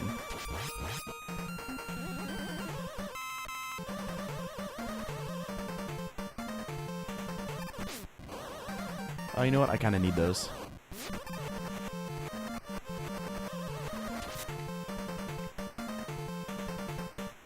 And there was this girl we went to high school with, but she was part Cuban, and she was a Trump supporter. But some, like, journalist, like some paper or publication, that maybe, yeah. But there's some publication somewhere that commented at that thing that I saw of all the students getting together about the distaste for Trump. And I saw that she had commented something. I don't remember what it was, but somebody told her she was like a white supremacist, or she doesn't know what it's like because she's white. And she was like, I'm Cuban. Sorry. Try again.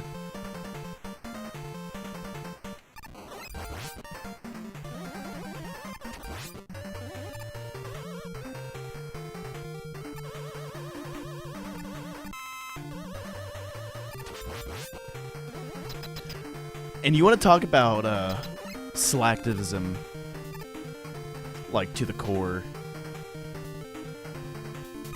Like, when they were, like, at that thing of all the people,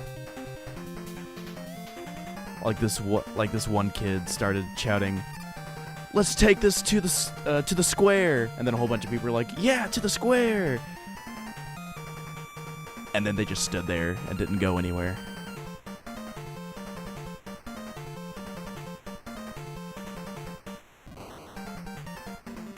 Well, another thing that publication said was, like, students at University of North Texas get together to voice their disdain for Trump. And I commented, like, well, they didn't really do that. They just kind of stood around and bitched about non-existent stuff. And then somebody was like, I highly doubt that. And I was like, and I looked at him. I looked at his profile, and he was like from the West Coast or something. And I was like, well, since you're from the West Coast, I doubt that you were there, but thanks for telling me how it actually went down. I get it.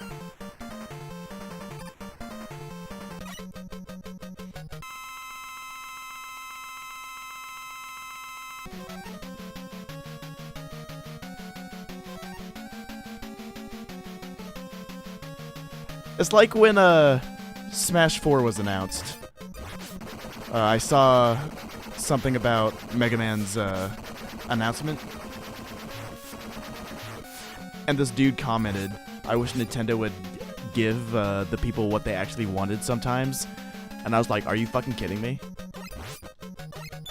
And I clicked on his profile, and his cover photo was Shepard and Tally, like, in an embrace, and there was a caption that said, I never took Tally on any of my missions because I was afraid that would be her last, or something like that.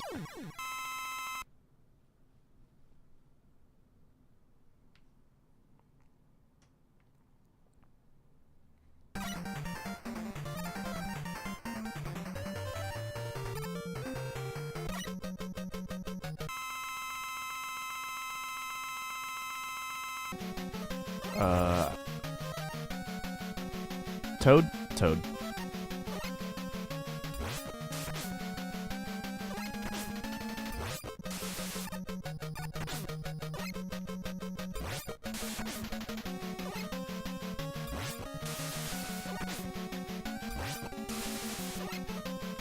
Whoop.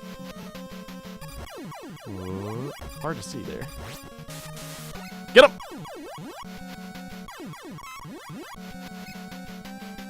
Oh, there we go. Whew.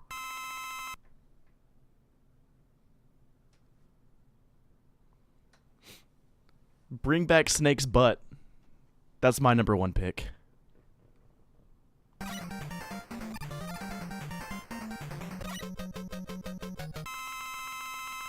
I forget what he's weak to. Dust, I think. Yeah, dust.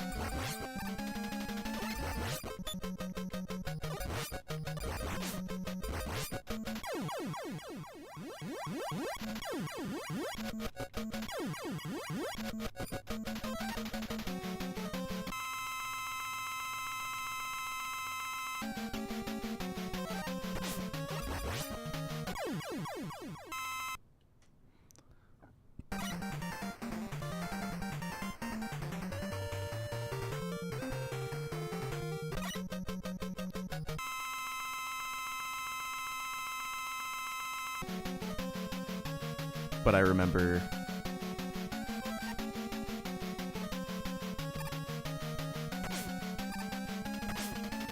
oh, hey, Crippling Depression. You came back. Dude, fuck Dive Man, for real.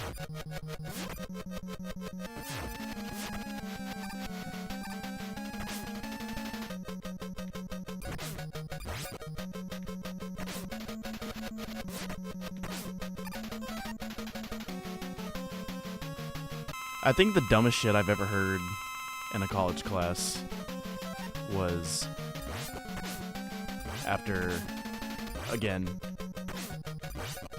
Trump's election. My liberal ass film analysis professor claimed that there was still like sexism and racism alive in the world or some stupid bullshit.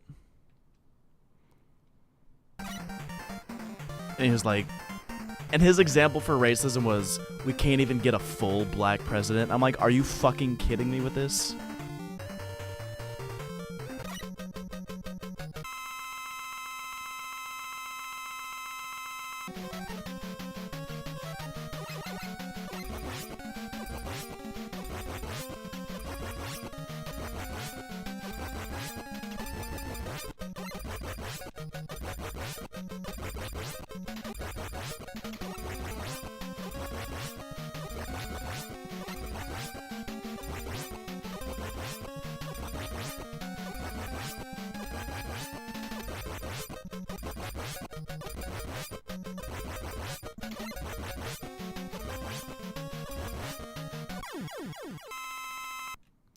So that was the dumbest thing a professor of mine has said. The dumbest thing, same class, by the way, the dumbest thing that I've heard a classmate say.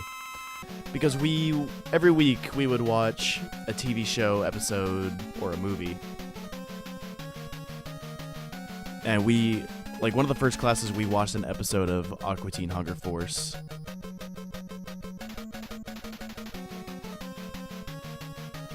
And every few weeks we would have a test over the stuff in the previous weeks that we had watched or talked about, and the whole episode was just riddled with Dracula references, because the movie Shake was watching was called Assisted Living Dracula, and one of the questions was, what was Shake afraid of in the episode of Aqua Teen Hunger Force or something? And surprisingly, a lot of, because we would first half of the class we would take the test, and the second half there would be a break period in between. He'd use that time to go grade them, and the second half would be to go over the most missed questions. And somehow that ended up being one of the most missed questions.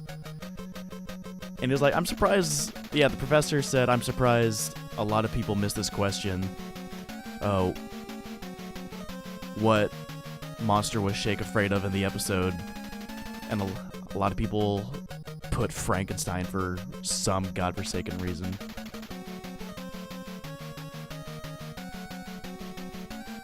And I was like, no. I mean, clearly, did you just, not show up to class that day? Like, you'd have to... I don't know. Point is, a lot of people missed it. And then some kid was like, well, that was kind of a trick question. And I was like, no, it's fucking not. And these two girls sitting in front of me were like, I know, right? Who am I fighting? I forget what he uses. Ring, I think.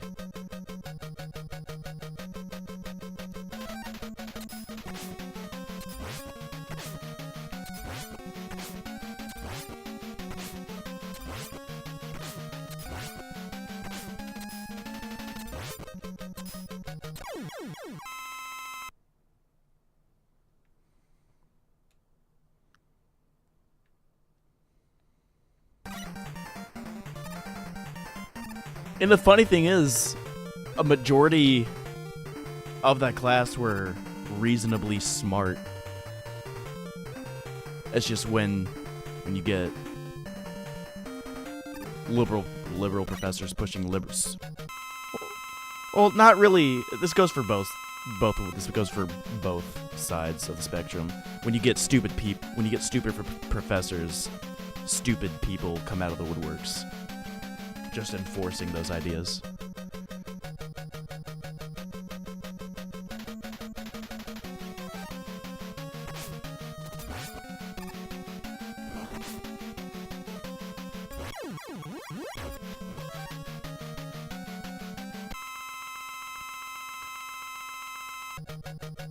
I forget what the topic was, but there was one time we were talking about questioning like people's like credibility or something like that. And this one girl, she's like, it's like when people have to question my credentials that I'm a gamer or something like that. And when I heard that, I was like, oh Christ. And she's like, it's funny that they asked me that stuff because I can guarantee I've been playing Super Nintendo longer than them. And the liberal professor, or professor, whatever, was just like, you go, girl. And then, I kid you not, she got a round of applause from the class.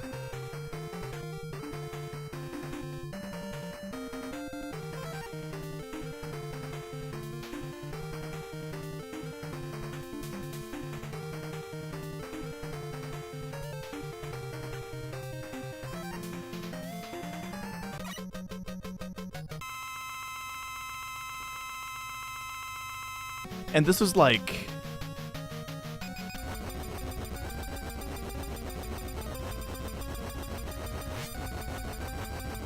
And those two girls that we were like, anyone who missed that Dracula question is an idiot. And this was like weeks apart. Like beginning of the semester to towards the end. But somehow I ended up sitting behind the same two girls. And when everybody started clapping, they looked at each other like, what the fuck? And I just looked at them and like, why did we sign up for this class?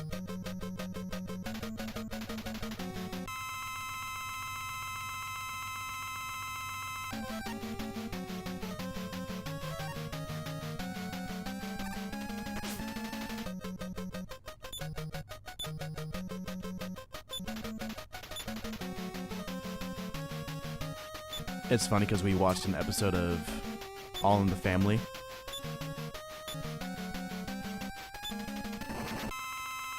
Because the whole point of the show is to point out the stupid backwards ways of Archie Bunker, who in real life was super liberal. Like I'm not one of those people to hold like a grudge against anybody or use that as an argument against you.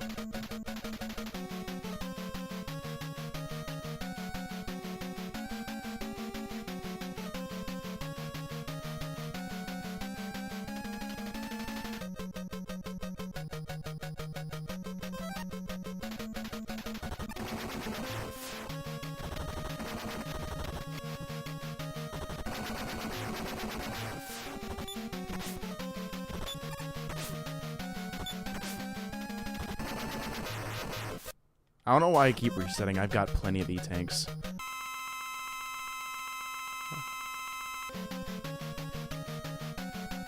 But anyway, we were watching an episode of All in the Family, which is...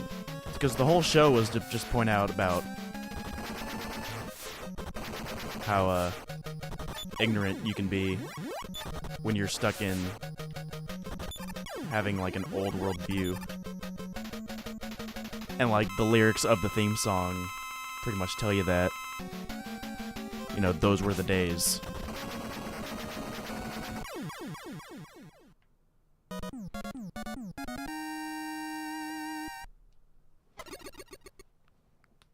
And like they touch on race a whole lot for comedic effect at the expense of Archie Bunker. That's the point. And we watched an episode about that kind of topic.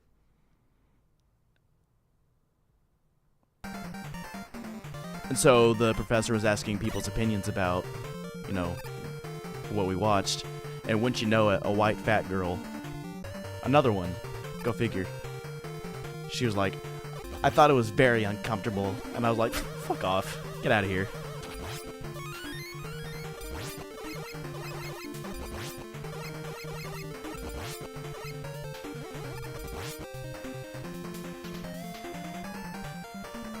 Like, not that her being fat or white or whatever makes her wrong. I'm just using that. Whatever, you know what I mean.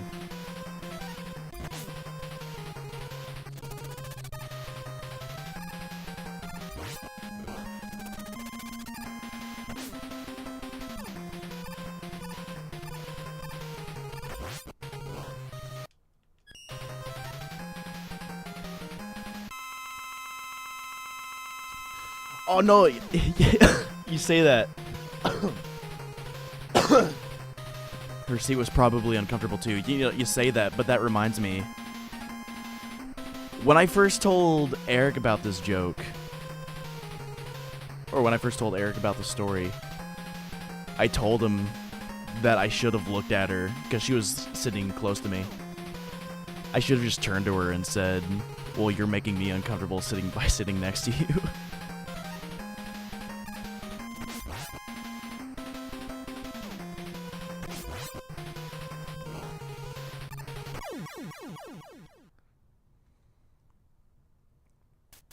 Alright, that's Mega Man 4, y'all. Oh, we got Wily for the 4th time. Ambiguous endings to the first 2. Uh-oh, he just fucking gets up and leaves. We thought, you know, ambiguous ending to the first 2. We thought he died in the 3rd one. Lives somehow, but he just straight up Scooby-Doo fake wall busts out of there.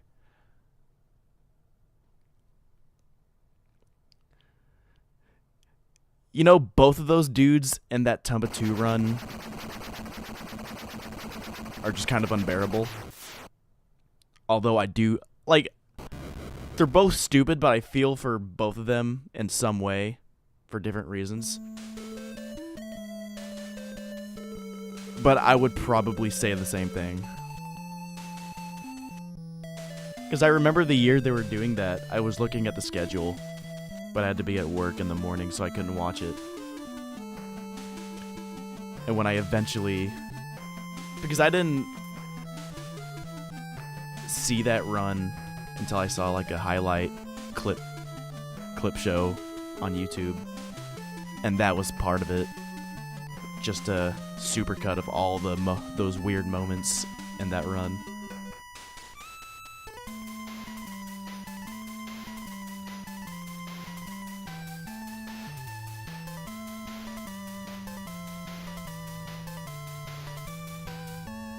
So, rewind hijinks aside,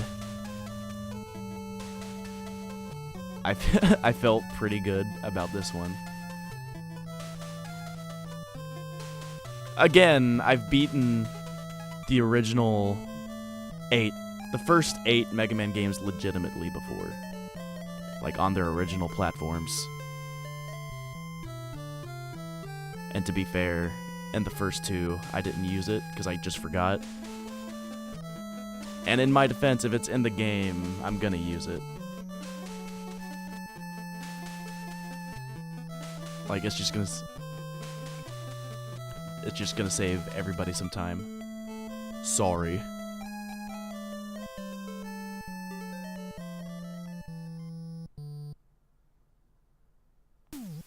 Well, I never did get 10. I meant to get around to it, but I just kept putting it off. I got to Wily Stage 3 in Mega Man 9.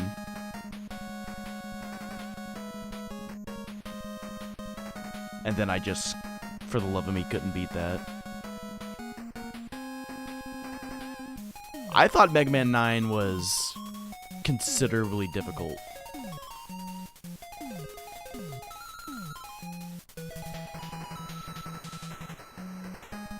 It is.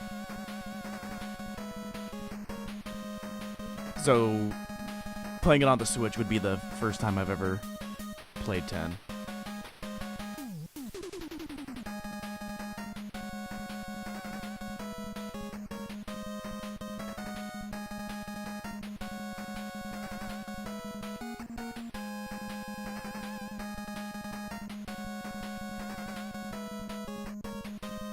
But yeah, I just never got around to it. PlayStation Store, WiiWare, or otherwise, I just didn't. Yeah, Mega Man and Bass, like, just doesn't need to exist.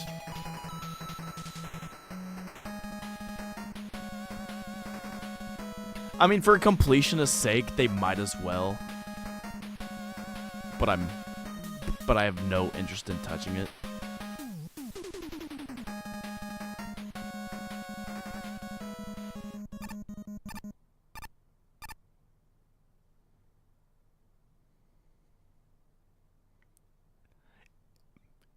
I think Mega Man 8 towards the end of the Wily Castle got pretty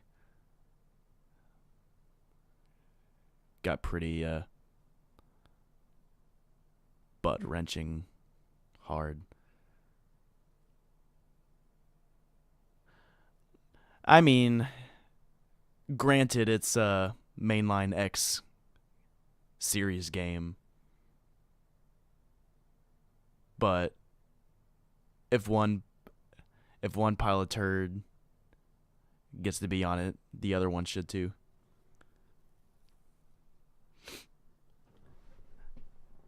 Yeah, the Wily Stage 1, I think that's what it was, where it was just the jumping and the sliding on the surfboard. Like, it's just pattern recognition.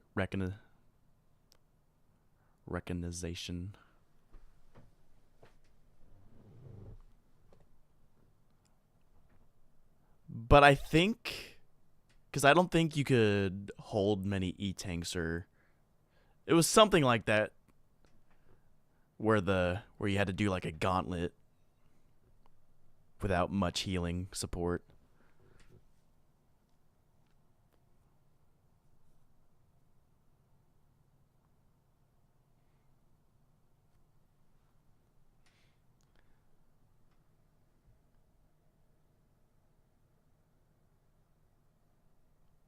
I just remember like getting really frustrated, and on the last fight.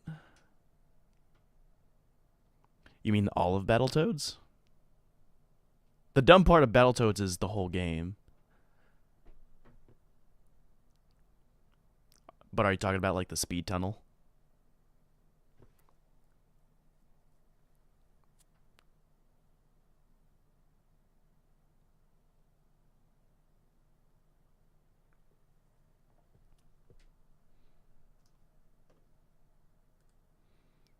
I mean, just another excuse that Rare doesn't always make good games.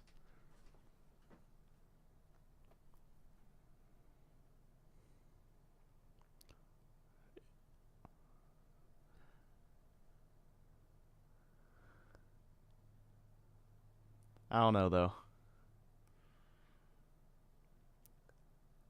Rare fills a niche. And I think what they do is good for that. I just don't think it's for everybody. Like sometimes a lot of my opinions, I feel like I'm a contrarian, but that's just how I feel. Like contrarian would imply that I'm say something different for the sake of being different.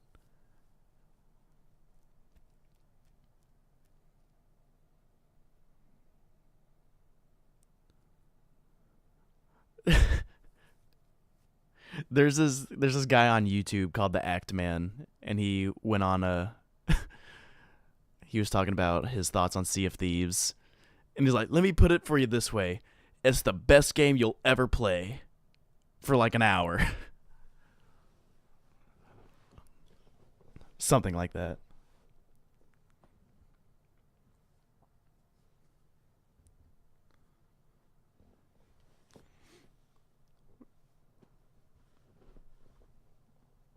But it's weird. The people, former people who worked for Rare, who helped make Yooka-Laylee.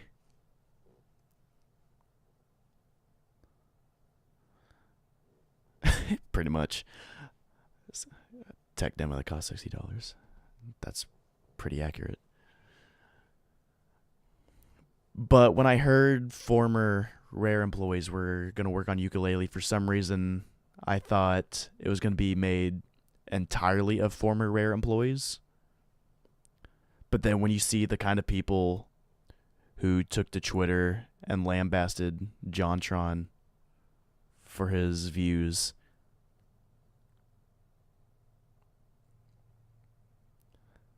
like it should come to no surprise of what kind of people they are. Like people who dye their hair like unnatural bright colors, like neon colors, are like poison tree frogs. Like the color is there for you to know to just stay away. You don't want anything to do with that.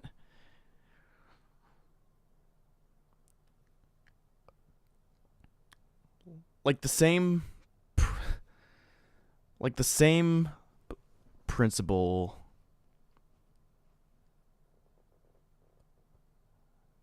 is there between these kind of people and how they treat JonTron and Total Biscuit.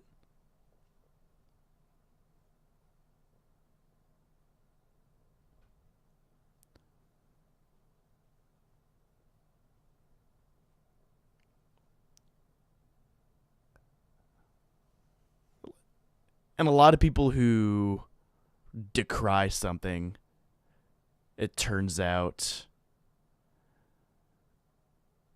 that a good reason they're probably doing that is because they're guilty.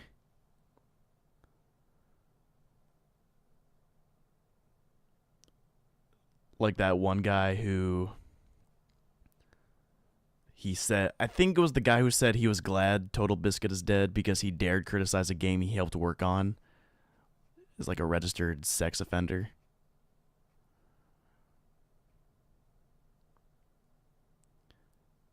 And then there was another one that said he or she, I don't remember who, but they worked on a Bethesda game. And they put that like in their bio. And then Bethesda got caught wind of that. And they totally disavowed that person. They're like, keep in mind, this is a former person.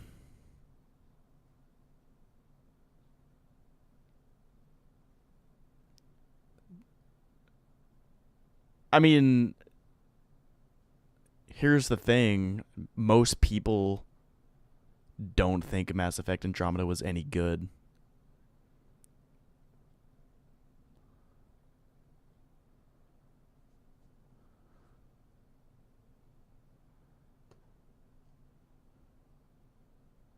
So I don't know.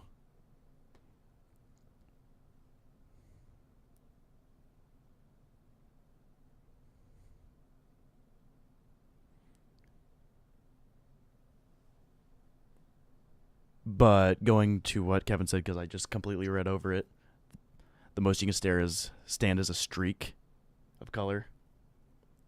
I mean, that's kind of...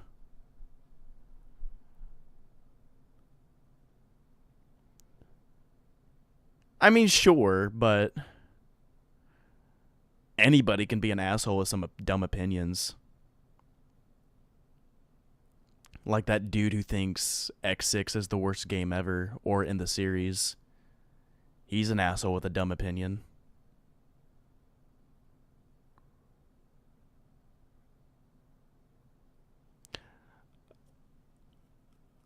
I think Jesse, like, it wasn't in the same... Because Total Biscuit was asked about the traps thing on the H3 podcast, which Jesse Cox wasn't a part of. He was asked that at a different time, in a different place, I'm sure.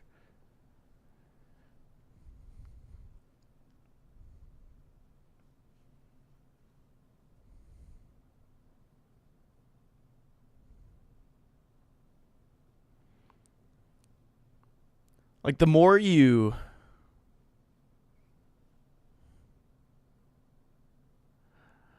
Like, I just don't understand how just asking if our trap's gay can make these two people kind of act the way they were.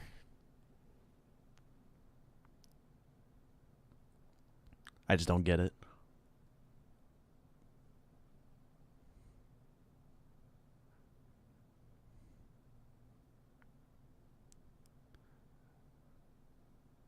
To me, the answer is not always. Some people just like to cross-dress. Whatever floats your boat.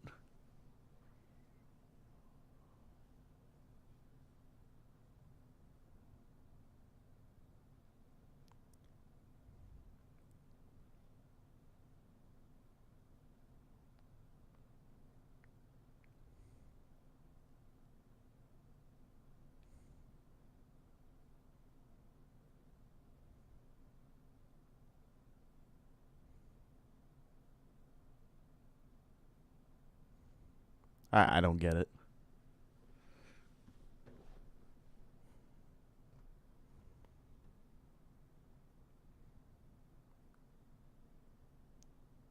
So it's like WarioWare Gold, an amalgamation of different games from the series?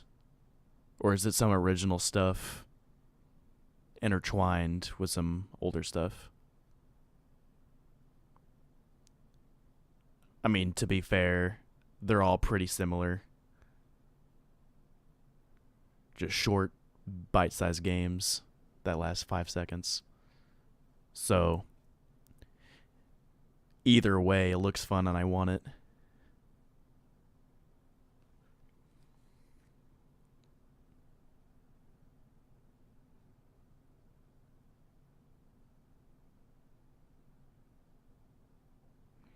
I still need to get Game & Wario too.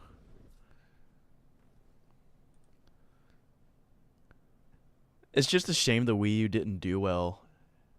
Like when the Switch, whenever the Switch came out, or at least when it was announced, it just became apparent that the Wii U was just a tech demo, just to kind of test the waters with the technology. I feel.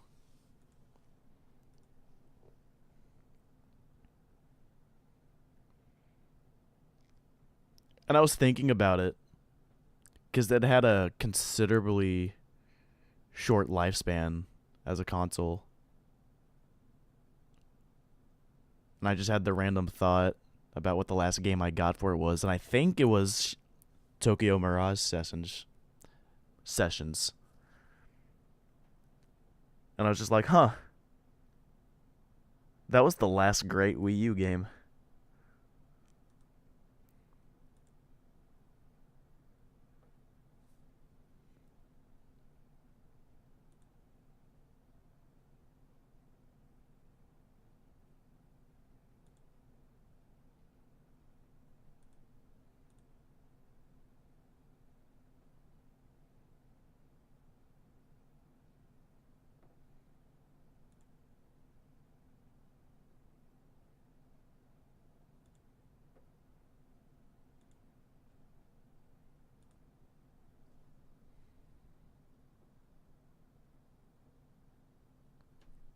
Did you eventually get that for Switch?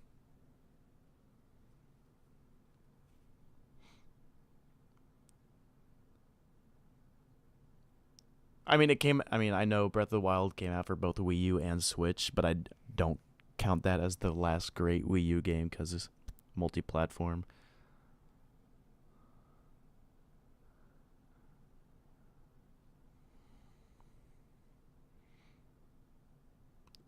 For sure.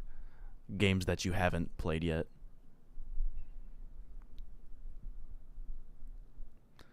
Maybe on the plane ride, I'll actually put in time on Splatoon 2.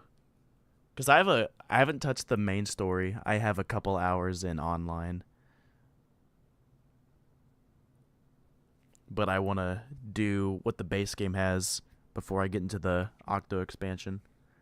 And I still don't have the um the Donkey Kong DLC for Mario and Rabbids.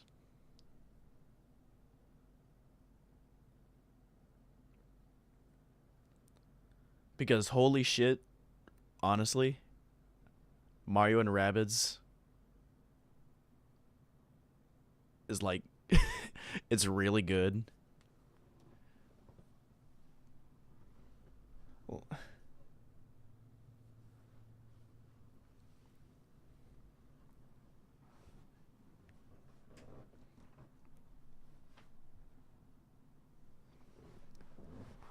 like it's one of those games to where like unfortunately if you're good enough, the first full party you get, you can pretty much use for a majority of the game.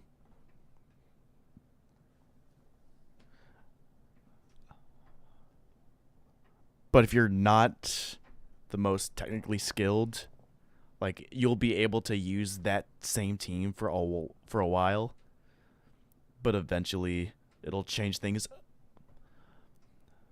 enough to experiment with different party members. Like the stuff you can do with the abilities that you give your team, and depending on who you use, you can make some really broken stuff.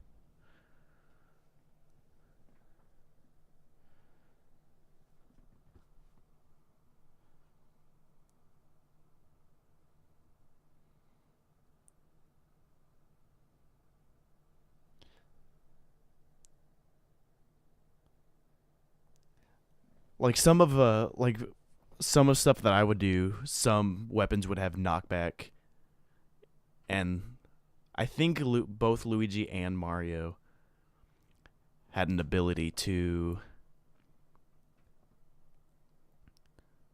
shoot at any time an enemy, like a set number of times during an enemy's turn, to where if an enemy comes in their sights, they can shoot them more than once. Like there was one time I made somebody, because somebody's weapon, I forget who it was, had an ability to make the enemy bounce. And I had both Mario and Luigi, and they would just juggle that enemy just back and forth at it with each other.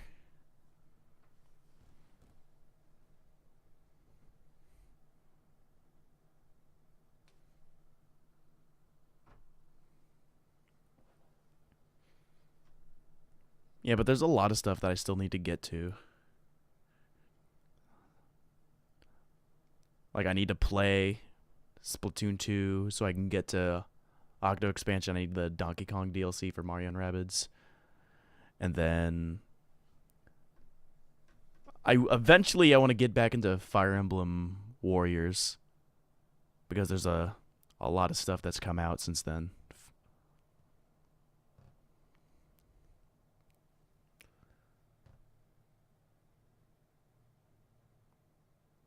But yeah, you definitely should. I recommend Mario and Rabbids, like for sure.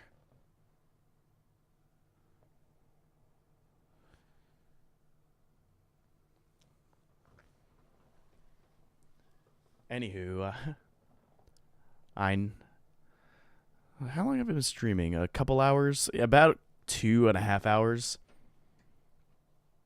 but like the last 25 or so minutes has just been me shooting the shit on the end screen here.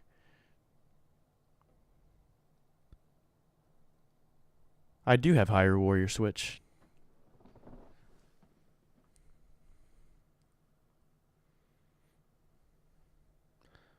But anyway, I'm going to end this because I'm sick of talking to you. That's a lie, I'm sorry. But in all honesty, I need to pack because I haven't done that.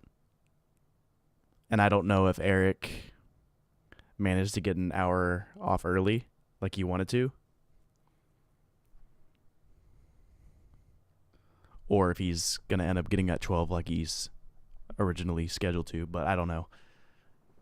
Point is, I gotta get that shit ready. So I will see / talk to you fools a little over a week. I just hope that the California wildfires don't get to me first.